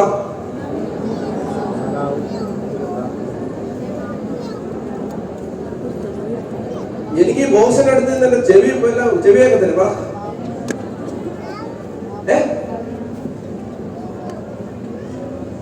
ഉണ്ടായിരുന്നു രണ്ട് മാറാനായ പെരുന്നാളുകളെ കുറിച്ചുള്ള പ്രഖ്യാപനം നടത്തിയൂടെ? നമ്മുടെ കർത്താവ് ജനിച്ചു, നമ്മുടെ കർത്താവ് മാമോദീസ മുങ്ങി, ഇത് പ്രഖ്യാപിച്ചു. ഇതല്ലേ പ്രഖ്യാപിച്ചത്? നിങ്ങൾ പറഞ്ഞൊന്നുമില്ല. എന്റെ കുഴപ്പമാണോ? ഞാൻ തോറ്റു. ഓക്കെ, അപ്പൊ ഞാൻ തോറ്റു. പിന്നെയും തോൽക്കാനാണ് വിധി. നിങ്ങളതൊക്കെ അപ്പൊ നിങ്ങൾ പറഞ്ഞാണ്, നിങ്ങളെ പ്രകോപിപ്പിച്ചാലും എല്ലാം പുറത്തു വരുന്നത്. അതുകൊണ്ടാണ്. അപ്പൊ ഇവിടെ അപ്പൊ നമ്മൾ മലങ്കരക്കാരുടെ രണ്ട് മാറാനായ പെരുന്നാളുകളെ കുറിച്ച് നമ്മൾ പ്രഖ്യാപിച്ചു. ഒന്ന് എൽദ, രണ്ട് ദലഹ. നമ്മുടെ കർത്താവിന്റെ ജനനം, നമ്മുടെ കർത്താവിന്റെ മാമോദീസ. കർത്താവെ, നിന്നെ പ്രസവിച്ച മറിയാം, നിനക്ക് മാമോദീസ തന്ന യോഹന്നാൻ. അപ്പൊ ആലോചിച്ച് നോക്കണം, എന്തിനാണ് ഈ രണ്ട് കാര്യങ്ങൾ ഇവിടെ പരസ്യ ജീവിതത്തിന്റെ തിരശീല മാറി യേശുവിന്റെ പരസ്യ ജീവിതത്തെ കുറിച്ച് നമ്മള് ആ പരസ്യ ജീവിതം തുടങ്ങാൻ പോകണം. അതിനെയാണ് പരസ്യ ജീവിതത്തിൽ ഈശോ പഠിപ്പിച്ചതൊക്കെയാണ്, വചന ശുശ്രൂഷയിലല്ല. ഓക്കെ, അപ്പോ ഈ പരസ്യ ശുശ്രൂഷ കൊണ്ട് തുടങ്ങുമ്പോൾ രണ്ട് അനൗൺസ്മെന്റുകൾ അച്ഛൻ നടത്തിലാണ്. അച്ഛൻ ഈ കുർബാനയെല്ലാം കഴിഞ്ഞ് നടത്തുന്ന അരമണിക്കൂർ അനൗൺസ്മെന്റ് കൂടാതെ ഒരുപാട് അനൗൺസ്മെന്റുകൾ ഈ കുർബാനയിൽ അച്ഛൻ നടത്തിക്കൊണ്ടിരിക്കുക. അതിലെ രണ്ട് അനൗൺസ്മെന്റ് ആണ് ഇത്. ഒന്ന്, നമ്മുടെ കർത്താവ് നമുക്ക് വേണ്ടി മനുഷ്യനായി കന്യകാമറിയത്തിൽ നിന്ന് പിറന്നു. പ്രാർത്ഥനയാണ്. എന്താണ് പ്രാർത്ഥന? ഇത് പ്രാർത്ഥനയായിട്ട് വെച്ചിരിക്കുന്ന ആരാധനയായതുകൊണ്ടാണ്. പ്രാർത്ഥനയിൽ പക്ഷെ ആരാധനയിൽ കാറ്റഗിസം വ്യക്തമായിട്ട് പറയുന്നുണ്ട്, സഭ തന്റെ വിശ്വാസം പ്രഖ്യാപിക്കുകയാണ്. പറഞ്ഞേ ഹല്ലേലൂയ. തിരുസഭ തന്റെ വിശ്വാസം പറയുകയാണ് ഈ ആരാധനയിൽ. അതാണ് ആരാധന. അപ്പൊ അങ്ങനെ സഭ വിശ്വാസം പറയും, നമ്മുടെ കർത്താവ് നമുക്ക് വേണ്ടി ഇതാ കന്യകാമറിയത്തിൽ നിന്ന് ജനിച്ചു. ആ കർത്താവിനെ യോഹന്നാൻ മാംദാന മാമോദീസ മുക്കി. എന്താണ് ഈ രണ്ട് സംഭവങ്ങളുടെ പ്രത്യേകത? ഞാൻ പറയുന്ന രണ്ട് വാക്കുകൾ ശ്രദ്ധിക്കുക. തെയോഫനി, എപ്പിഫനി. മറന്നുപോയത്. തെയോഫനി, എപ്പിഫനി. ദൈവം തന്നെ തന്നെ വെളിപ്പെടുത്തുന്നു, യേശു തന്നെ തന്നെ വെളിപ്പെടുത്തുന്നു. എപ്പിഫനി എന്ന് പറഞ്ഞാൽ യേശു തന്നെ തന്നെ വെളിപ്പെടുത്തുന്നു. ലോകത്തിന് ദൈവം വെളിപ്പെട്ടു വരുന്നു എന്നാണ് ആ വാക്കുകളുടെ അർത്ഥം. ലോകത്തിന് ദൈവം തന്നെ തന്നെ വെളിപ്പെടുത്തി കൊടുക്കുന്നു. എന്താണ് ഈ രണ്ട് സംഭവങ്ങളുടെ പ്രത്യേകത? കന്യകാമാതാവിൽ നിന്ന് യേശു കാലിത്തൊഴുത്തിൽ ജനിച്ചപ്പോൾ മാലാഖമാർ വാനമേഘങ്ങളിൽ പ്രത്യക്ഷപ്പെട്ട് പറഞ്ഞു, അത്യുന്നതങ്ങളിൽ മഹത്വം, ദൈവകൃപ ലഭിച്ചവർക്ക് സമാധാനം, സകല ജനത്തിനും വേണ്ടിയുള്ള സന്തോഷത്തിന്റെ സദ്വാർത്ത, നല്ല വാർത്ത ഞാൻ നിങ്ങളെ അറിയിക്കുന്നു. ഇതാ രക്ഷകൻ, ഇതാ കാലിത്തൊഴുത്തിൽ നിങ്ങൾക്ക് വേണ്ടി ജനിച്ചിരിക്കുന്നു. കണ്ടോ, അനൗൺസ്മെന്റ് ആണ്. ആ അനൗൺസ്മെന്റ് ആണ് ഈ കുർബാനയിൽ ഇപ്പൊ നടന്ന അനൗൺസ്മെന്റ്. പറഞ്ഞേ ഹല്ലേലൂയ. എന്താ അനൗൺസ് ചെയ്തത്? നമ്മുടെ കർത്താവ് നമുക്ക് വേണ്ടി ജനിച്ചു. അപ്പോ ഒരു എപ്പിഫനി, ദൈവം തന്നെ തന്നെ വെളിപ്പെടുത്തി. എന്താ? നമ്മുടെ കർത്താവ് നമുക്ക് വേണ്ടി എന്റെ പാപത്തിന് പരിഹാരമായി ദൈവം മനുഷ്യനായിട്ട് മാറി. ഇത് ഒരു വിശ്വാസം പ്രഖ്യാപിച്ചു. അപ്പോ കുർബാനയ്ക്ക് നിൽക്കുന്ന പാവപ്പെട്ട അമ്മച്ചി എന്താണ് ഹൃദയത്തിൽ കാണുന്നത്? എന്റെ കർത്താവ് ഇതാ എനിക്ക് വേണ്ടി ഈ ഭൂമിയിലേക്ക് ഇറങ്ങി വന്ന് യൂദയായിലും ഗലീലയിലും നസറത്തിലും ജെറുസലേമിലും നിന്ന കർത്താവ് ഇതാ ഇപ്പോ ഈ അൾത്താരയില് ഞാൻ അവന്റെ ജനനത്തെ കുറിച്ച് ഓർക്കുമ്പോ ഇതൊരു കാലിത്തൊഴുത്തായി മാറുന്നു. ഈ കാലിത്തൊഴുത്തിൽ എന്റെ യേശു എനിക്ക് വേണ്ടി പിറന്നിരിക്കുന്നു. നിങ്ങൾ മനസ്സിലാക്കുന്നുണ്ടോ? അപ്പൊ കുർബാനയ്ക്ക് നിൽക്കുന്ന ഒരാള് ഈ വിശ്വാസം പ്രഖ്യാപിക്കുമ്പോ ഇതാ കാലിത്തൊഴുത്തിന്റെ മുമ്പിലാണ്.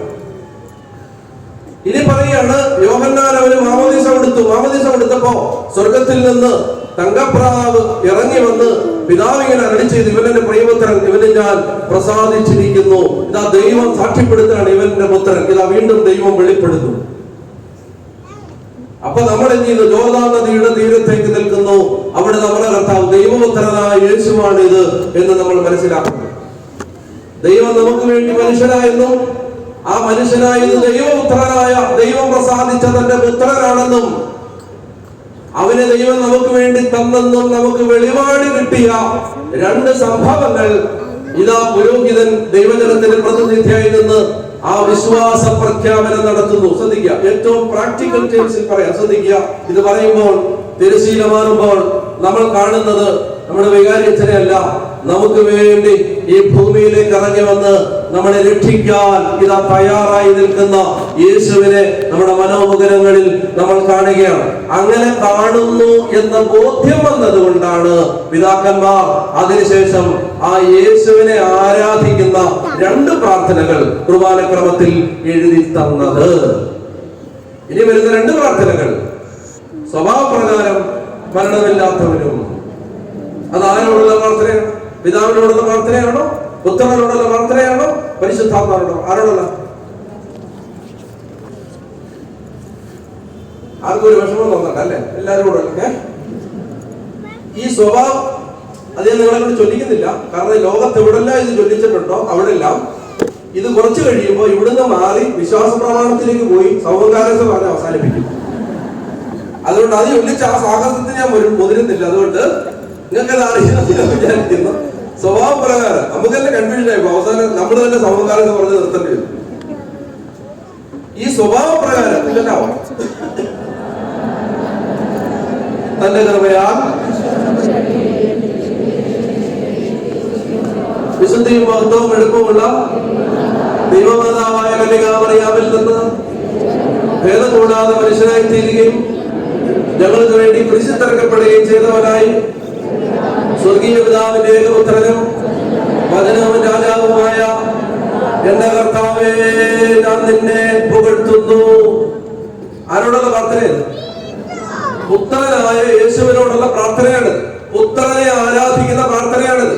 വചനവും രാജാവുമായ എന്റെ രക്ഷയ്ക്ക് വേണ്ടി കന്യകാമറിയത്തിൽ നിന്ന് ഭേദം കൂടാതെ ഇറങ്ങി വന്ന് എന്നെ വീണ്ടെടുക്കാൻ ഇറങ്ങി വന്ന എന്റെ കർത്താവേ, ഞാൻ നിന്നെ ആരാധിക്കുന്നു. വർഷിപ്പാണ്. ഞാൻ നിന്നെ ആരാധിക്കുന്നു. തന്റെ മരണത്താൽ ഞങ്ങളുടെ മരണത്തെ ഇല്ലാതാക്കിയവനും പരിശുദ്ധ തൃത്വത്തിലും പിതാവിനോടും ജീവനുള്ള പരിശുദ്ധാത്മാവിനോടും കൂടെ ഒന്നുപോലെ വന്ദിക്കപ്പെട്ട് സ്തുതിക്കപ്പെടുന്നവനുമായ ഞങ്ങളുടെ മിശിഹാതമ്പുരാനെ. ആരോടുള്ള പ്രാർത്ഥനയാണ്? എന്തിനാ? അപ്പൊ ആൾക്കാരിൽ ആരാ നിൽക്കുന്ന? ഈശോ. അപ്പൊ ഈശോ നിൽക്കുമ്പോ ഈശോയെ കണ്ടിട്ട് കരിമാ തൊട്ടിലെ അമ്മച്ചി ഈശോയെ ആരാധിക്കും. ഞാൻ നിങ്ങളോട് പറയട്ടെ, അങ്ങനെ ആരാധിച്ചാല് അത് ആരാധനയാവും. അല്ലെങ്കിൽ അത് വെറുതെ ഒരു ചൊല്ലലായിട്ട് മാറും. ഈ സ്വഭാവപ്രകാരം ചൊല്ലുന്ന സമയത്ത് ഞാൻ എന്റെ യേശുവിനെ എനിക്ക് വേണ്ടി എന്റെ രക്ഷയ്ക്ക് വേണ്ടി കന്യകാമറിയത്തിൽ നിന്ന് ജനിച്ച് യോഹന്നാനിൽ നിന്ന് മാമോദീസ സ്വീകരിച്ച് മനുഷ്യനായിട്ട് ഇറങ്ങി വന്ന് എന്റെ മുമ്പിൽ നിൽക്കുന്ന യേശുവിനെ ഞാൻ ആരാധിക്കും. നാളെ മുതൽ ഇങ്ങനൊന്ന് ആരാധിച്ചു നോക്ക്. ഈ പ്രാർത്ഥന ചൊല്ലുമ്പോൾ ഞാൻ എന്റെ ഈശോയെ ആരാധിക്കുകയാണെന്ന് ബോധ്യത്തോടെ ചൊല്ലി നോക്ക്. അടിസ്ഥാനപരമായൊരു വ്യത്യാസം നിങ്ങളുടെ ആരാധന ജീവിതത്തിലുണ്ടാവും. ഈ പ്രാർത്ഥന ചൊല്ലിക്കഴിഞ്ഞാൽ ഉടനെ അടുത്ത പ്രാർത്ഥന, ദൈവമേ നീ പരിശുദ്ധനാകുന്നു. അത് പിതാവിനോടുള്ള പ്രാർത്ഥനയാണോ? പുത്രനോടുള്ള പ്രാർത്ഥനയാണോ? പരിശുദ്ധാത്മാവിനോടുള്ള പ്രാർത്ഥനയാണോ? പറ. ഈശോയോട് പിതാവ് കുരിശിൽ മരിച്ചോ? പരിശുദ്ധാത്മാവ് കുരിശിൽ മരിച്ചോ? ഞങ്ങൾക്ക് വേണ്ടി ക്രൂശിക്കപ്പെട്ടവനെന്നല്ലേ പറയുന്നത്. അത് പുത്രനോട് യേശുവിനോടുള്ള പ്രാർത്ഥനയാണ്. യേശുവിനോടുള്ള പ്രാർത്ഥനയാണ്. അതും യേശുവിനെ ആരാധിക്കുകയാണ്.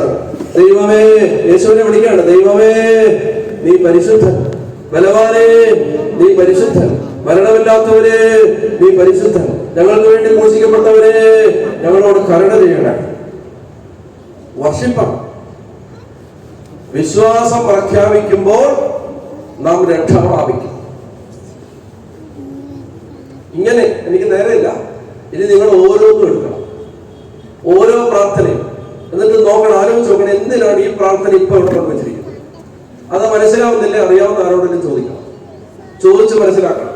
എന്നിട്ട് അവിടെ ഞാൻ ആരാധിക്കാം, അത് കണ്ടെത്തണം. ആരാധിക്കുന്ന എങ്ങനെ? വിശ്വാസം പ്രഖ്യാപിച്ചുകൊണ്ടാണ്. ഇങ്ങനെയാവുമ്പോണ്ടല്ലേ ഓരോ കുർബാനയുടെ ഓരോ മിനിറ്റും നിങ്ങൾ സജീവമായി ദൈവത്തെ ആരാധിച്ചുകൊണ്ടിരിക്കും. അത് കഴിഞ്ഞ ഉടനെ പിന്നെ എന്ത് വരും അറിയാം? പിന്നെ ആ പരസ്യ ജീവിതത്തിൽ ഇറങ്ങി വന്ന ഈശോ, അച്ഛനല്ല ബൈബിൾ വായിക്കുന്നത്, പിന്നെ ആരാ? ഈശോ സംസാരിക്കുക. ആ ഈശോ നമ്മളോട് സംസാരിക്കുന്നതാണ് വചന ശുശ്രൂഷ. ആ വചനം നമ്മൾ കേട്ട് കഴിയുമ്പോ എന്താണ്? അവിടുന്ന് പ്രസംഗിച്ചു. ആ പ്രസംഗം കേട്ട് കഴിഞ്ഞപ്പോ അവർക്ക് എന്തുണ്ടായി? മാനസാന്തരം ഉണ്ടായി, അനുതാപം ഉണ്ടായി. അത് കഴിഞ്ഞ ഉടനെ പാപപരിഹാരത്തിന്റെ പ്രാർത്ഥന വരും. അനുതാപം ഉണ്ടായി. അപ്പൊ അനുദമിച്ച് പാപപരിഹാരത്തിന് വേണ്ടി പ്രാർത്ഥിക്കും. ആ പാപപരിഹാര പ്രാർത്ഥന കഴിയുമ്പോൾ അച്ഛൻ പറയും, ദൈവത്തിൽ നിന്ന് കടങ്ങൾക്ക് പരിഹാരവും പാപങ്ങൾക്ക് മോചനവും 2 ലോകങ്ങളിലും എന്നേക്കും ഉണ്ടായിരിക്കട്ടെ എന്ന് പറയും. അത് പറയുമ്പോൾ നമ്മൾ 12 വിശ്വാസ സത്യങ്ങൾ ഉറക്കെ പ്രഖ്യാപിച്ചുകൊണ്ട് വിശ്വാസ പ്രമാണം ചൊല്ലും. 12 വിശ്വാസ സത്യങ്ങളുണ്ട് അതിനകത്ത്. 12 ആർട്ടിക്കിൾസ് ഓഫ് ഫെയ്ത്ത്. 12 വിശ്വാസ സത്യങ്ങൾ ഉറക്കെ പ്രഖ്യാപിച്ചുകൊണ്ട് നാം വിശ്വാസ പ്രമാണം ചൊല്ലും. ആ വിശ്വാസ പ്രമാണം ചൊല്ലി നമ്മൾ സന്നദ്ധരായി കഴിയുമ്പോൾ എന്ത് ചെയ്യുന്നു? കുർബാനയുടെ അടുത്ത ഭാഗത്തിലേക്ക് നമ്മൾ കടക്കും. ഞാൻ പെട്ടെന്ന് ഓടിച്ചെന്ന് പറഞ്ഞു, വേഗം അടുത്ത ഘട്ടത്തിലേക്ക് നമ്മൾ കുർബാനയുടെ അടുത്ത ഭാഗത്തേക്ക് കയറി. അവിടെ പുരോഹിതൻ നമ്മളോട് പറയുകയാണ്, നമ്മൾ എന്ത് ചെയ്യണം? നമ്മൾ ആരോട് വേദനയും വെറുപ്പും വെച്ചുകൊണ്ട് ഈ കുർബാന അർപ്പിക്കാൻ ഈശോ നമുക്ക് അനുവാദം തന്നിട്ടില്ല. അതുകൊണ്ട് അതിനുവേണ്ടി നമ്മൾ പ്രാർത്ഥിക്കുന്നു, ആശീർവാദ പ്രാർത്ഥനയൊക്കെ സ്വീകരിക്കുന്നു. അങ്ങനെ സന്നദ്ധരായി കഴിയുമ്പോൾ നാം എല്ലാവരുടെയും ബോധങ്ങളും വിചാരങ്ങളും ഹൃദയങ്ങളും പിതാവായ ദൈവത്തിന്റെ വലത് ഭാഗത്ത് മിശിഹായം വരാനിരിക്കുന്ന മഹോന്നതങ്ങളിലായിരിക്കണം എന്ന് പറയും. പള്ളി ഒന്ന് സെറ്റിലായിരിക്കുമ്പോ അമ്മച്ചോട് പറയാണ്, എല്ലാരും കൂടെ വേഗം മേളിൽ കയറി വരാം. ഇവിടെ വന്ന പാട് നമുക്കറിയാം. 8 മണിയുടെ കുർബാനയ്ക്ക് 8:45 അണച്ചു പിടിച്ച് കയറി വന്ന പാട് നമുക്കറിയാം. അന്നേരമാണ് പറയുന്നത് എല്ലാരും കൂടെ വരാൻ. എല്ലാ കുർബാനയിലും ഇതുണ്ട്. ലത്തി കുർബാനയിൽ പറയും ഹൃദയങ്ങൾ ഉയർത്തുക, ലിഫ്റ്റ് അപ്പ് യുവർ ഹാർട്ട്സ്. സിറമലബ കുർബാനയിൽ പറയും ഉയരങ്ങളിലേക്ക് ഉയരട്ടെ ഹൃദയ വികാര വിചാരങ്ങൾ. മലങ്കര കുർബാനയിൽ പറയും നാം എല്ലാവരുടെയും ബോധങ്ങളും വിചാരങ്ങളും ഹൃദയങ്ങളും പിതാവായ ദൈവത്തിന്റെ വലതു ഭാഗത്ത് വിശയാതെ വരാനിരിക്കും. അത് എല്ലാ കുർബാനയിലും അനാപുറം തുടങ്ങുമ്പോ പ്രധാനപ്പെട്ട ഭാഗം തുടങ്ങുമ്പോ പറയും എല്ലാരും കൂടെ. പ്രിൻസിപ്പൾ അസംബ്ലിക്ക് വിളിക്കുന്നവരാണ്. പിള്ളേര് താമസിച്ചു പിടിച്ചൊക്കെ സ്കൂളിൽ എത്തി കഴിഞ്ഞപ്പോ എല്ലാരും കൂടെ പെട്ടെന്ന് അസംബ്ലി. എന്തിനാന്നറിയോ? പറ എന്തിനാ? അതായത് കുർബാന നടക്കുന്നത് ഇവിടെ അല്ല, സ്വർഗത്തിലാണ്. സ്വർഗത്തിൽ നടക്കുന്ന കുർബാന എന്ന് പറഞ്ഞാൽ പിതാവിന്റെ വലതുഭാഗത്തിരുന്ന് പുത്രൻ നമുക്ക് വേണ്ടി മാധ്യസ്ഥം വഹിക്കുന്നതാണ് കുർബാന. ആ പുത്രൻ തന്റെ ബലിയുടെ യോഗ്യതകൾ പിതാവിനെ സമർപ്പിച്ച് സ്വർഗത്തിൽ കൊല്ലപ്പെട്ടതായി നിൽക്കുന്ന കുഞ്ഞാടിനെ കണ്ടുവെന്ന് യോഹന്നാൻ പറയുന്ന പോലെ ഈ സ്വർഗത്തിൽ നിൽക്കുന്ന കുഞ്ഞാട് തന്റെ തിരുമുറിവുകൾ പിതാവിനെ കാഴ്ചവെച്ച് അവന്റെ ശരീരവും അവന്റെ ആത്മാവും ദൈവത്വവും അവന്റെ ജീവനും എല്ലാം കാഴ്ചവെച്ച് നമുക്ക് വേണ്ടി യേശു പാപപരിഹാരം ചെയ്ത് പ്രാർത്ഥിക്കുന്ന ആ കുർബാനയാണ്. ആ സ്വർഗത്തിൽ നിത്യം നടക്കുന്ന കുർബാന, അതാണ് കുർബാന. അതിനാണ് നമ്മൾ പങ്കെടുക്കുന്നത്. അതിനെ എല്ലാവരും വേണ്ടി വരാൻ പറയും. അങ്ങനെ അവിടെ നിന്ന് നമ്മൾ വീണ്ടും കർത്താവിനെ ശ്രമിക്കാൻ നമുക്ക് വേണ്ടി ചെയ്ത മറ്റു ചില കാര്യങ്ങൾ ആവർത്തിക്കുന്നു. ഈശോ വെച്ച് കൊടുക്കപ്പെട്ട രാത്രിയിൽ മനസ്സിലായി.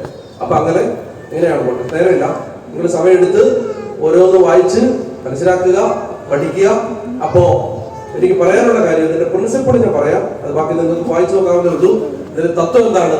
കുർബാന എന്ന് പറഞ്ഞാൽ എനിക്ക് വിശ്വാസ പ്രഖ്യാപനമാണ്. ആ വിശ്വാസം ഞാൻ ഹൃദയത്തിൽ വിശ്വസിച്ച് അതിനെ കൊണ്ട് പ്രഖ്യാപിക്കുമ്പോഴാണ് ഞാൻ വിശുദ്ധീകരിക്കപ്പെടുന്നത്, രക്ഷ പ്രാപിക്കുന്നത്. പറഞ്ഞ ഹല്ലേലൂയ. അതുകൊണ്ട് ആ ബോധ്യത്തോടെ കൃപയോടെ പരിശുദ്ധ കുർബാന അർപ്പണത്തിന് നിങ്ങൾ തയ്യാറാവാൻ കഴിയട്ടെ എന്ന് ഞാൻ പ്രാർത്ഥിക്കുന്നു. കൂടുതൽ ഞാൻ ഈ അടുത്ത തിരുവല്ല കൺവെൻഷന് ഞാൻ ഇത് കുറച്ചുകൂടെ വിശദമായിട്ട് സംസാരിച്ചിട്ടുണ്ട്. കുറച്ചുകൂടെ അപ്പൊ നിങ്ങൾക്ക് ഇനി യൂട്യൂബിലൊക്കെ കാര്യങ്ങൾ വരുമ്പോൾ കുറച്ചുകൂടെ ഈ കാര്യങ്ങൾ വിശദമായിട്ട് അവിടെ നമുക്ക് കേൾക്കാൻ പറ്റും. നിങ്ങൾക്ക് പിന്നീട് അത് കേൾക്കാൻ പറ്റും. നിങ്ങൾക്ക് തന്നെ സ്വയം പഠിക്കാനും പറ്റും. അപ്പൊ അത്രയാണ് എനിക്ക് പറയാനുള്ളത്. ഇത്രയും നമ്മുടെ വചന ശുശ്രൂഷ സമാപിക്കുന്നു. ഇനി നമ്മൾ അല്പസമയം എടുത്ത് ആരാധന നടത്തുമെന്ന് നമ്മുടെ സമാപന ആരാധന. ഈ ആരാധനയിൽ നിങ്ങൾ വെഞ്ചരിക്കാൻ കൊണ്ടുവന്നിരിക്കുന്ന എല്ലാം വെഞ്ചരിച്ച് പ്രാർത്ഥിക്കും. അതുപോലെ രൂപത മുഴുവന് വേണ്ടി പ്രാർത്ഥിക്കും. പിന്നെ വ്യത്യസ്തങ്ങളായ സഭാ സമൂഹങ്ങളിൽ ദൈവത്തെ ആരാധിക്കുന്ന അനേകം മക്കൾ ഇവിടെ വന്നിട്ടുണ്ട്. ഈ പ്രദേശത്തുള്ള എല്ലാ സഭകൾക്കും എല്ലാ സഭാമക്കൾക്കും വേണ്ടി നമ്മൾ ഈ ആരാധനയിൽ പ്രത്യേകം പ്രാർത്ഥിക്കും. അപ്പൊ അതിനു മുമ്പ് നിങ്ങൾക്ക് സ്തോത്രകാഴ്ചകൾ നിക്ഷേപിക്കാനുള്ള സമയമാണ്. അപ്പൊ അത് നിങ്ങൾ കയ്യിൽ വെക്കുക. വോളണ്ടിയേഴ്സ് നിങ്ങളെ അസൈൻ ചെയ്ത സ്ഥലങ്ങളിലേക്ക് ചെല്ലുക. ഞാൻ ഇന്നലെ പറഞ്ഞത് വീണ്ടും ആവർത്തിക്കാൻ ആഗ്രഹിക്കുന്നില്ല. നിങ്ങളത് മനസ്സോടെ ഹൃദയം തുറന്ന് നിങ്ങളുടെ കാണിക്കകൾ നിക്ഷേപിക്കുക.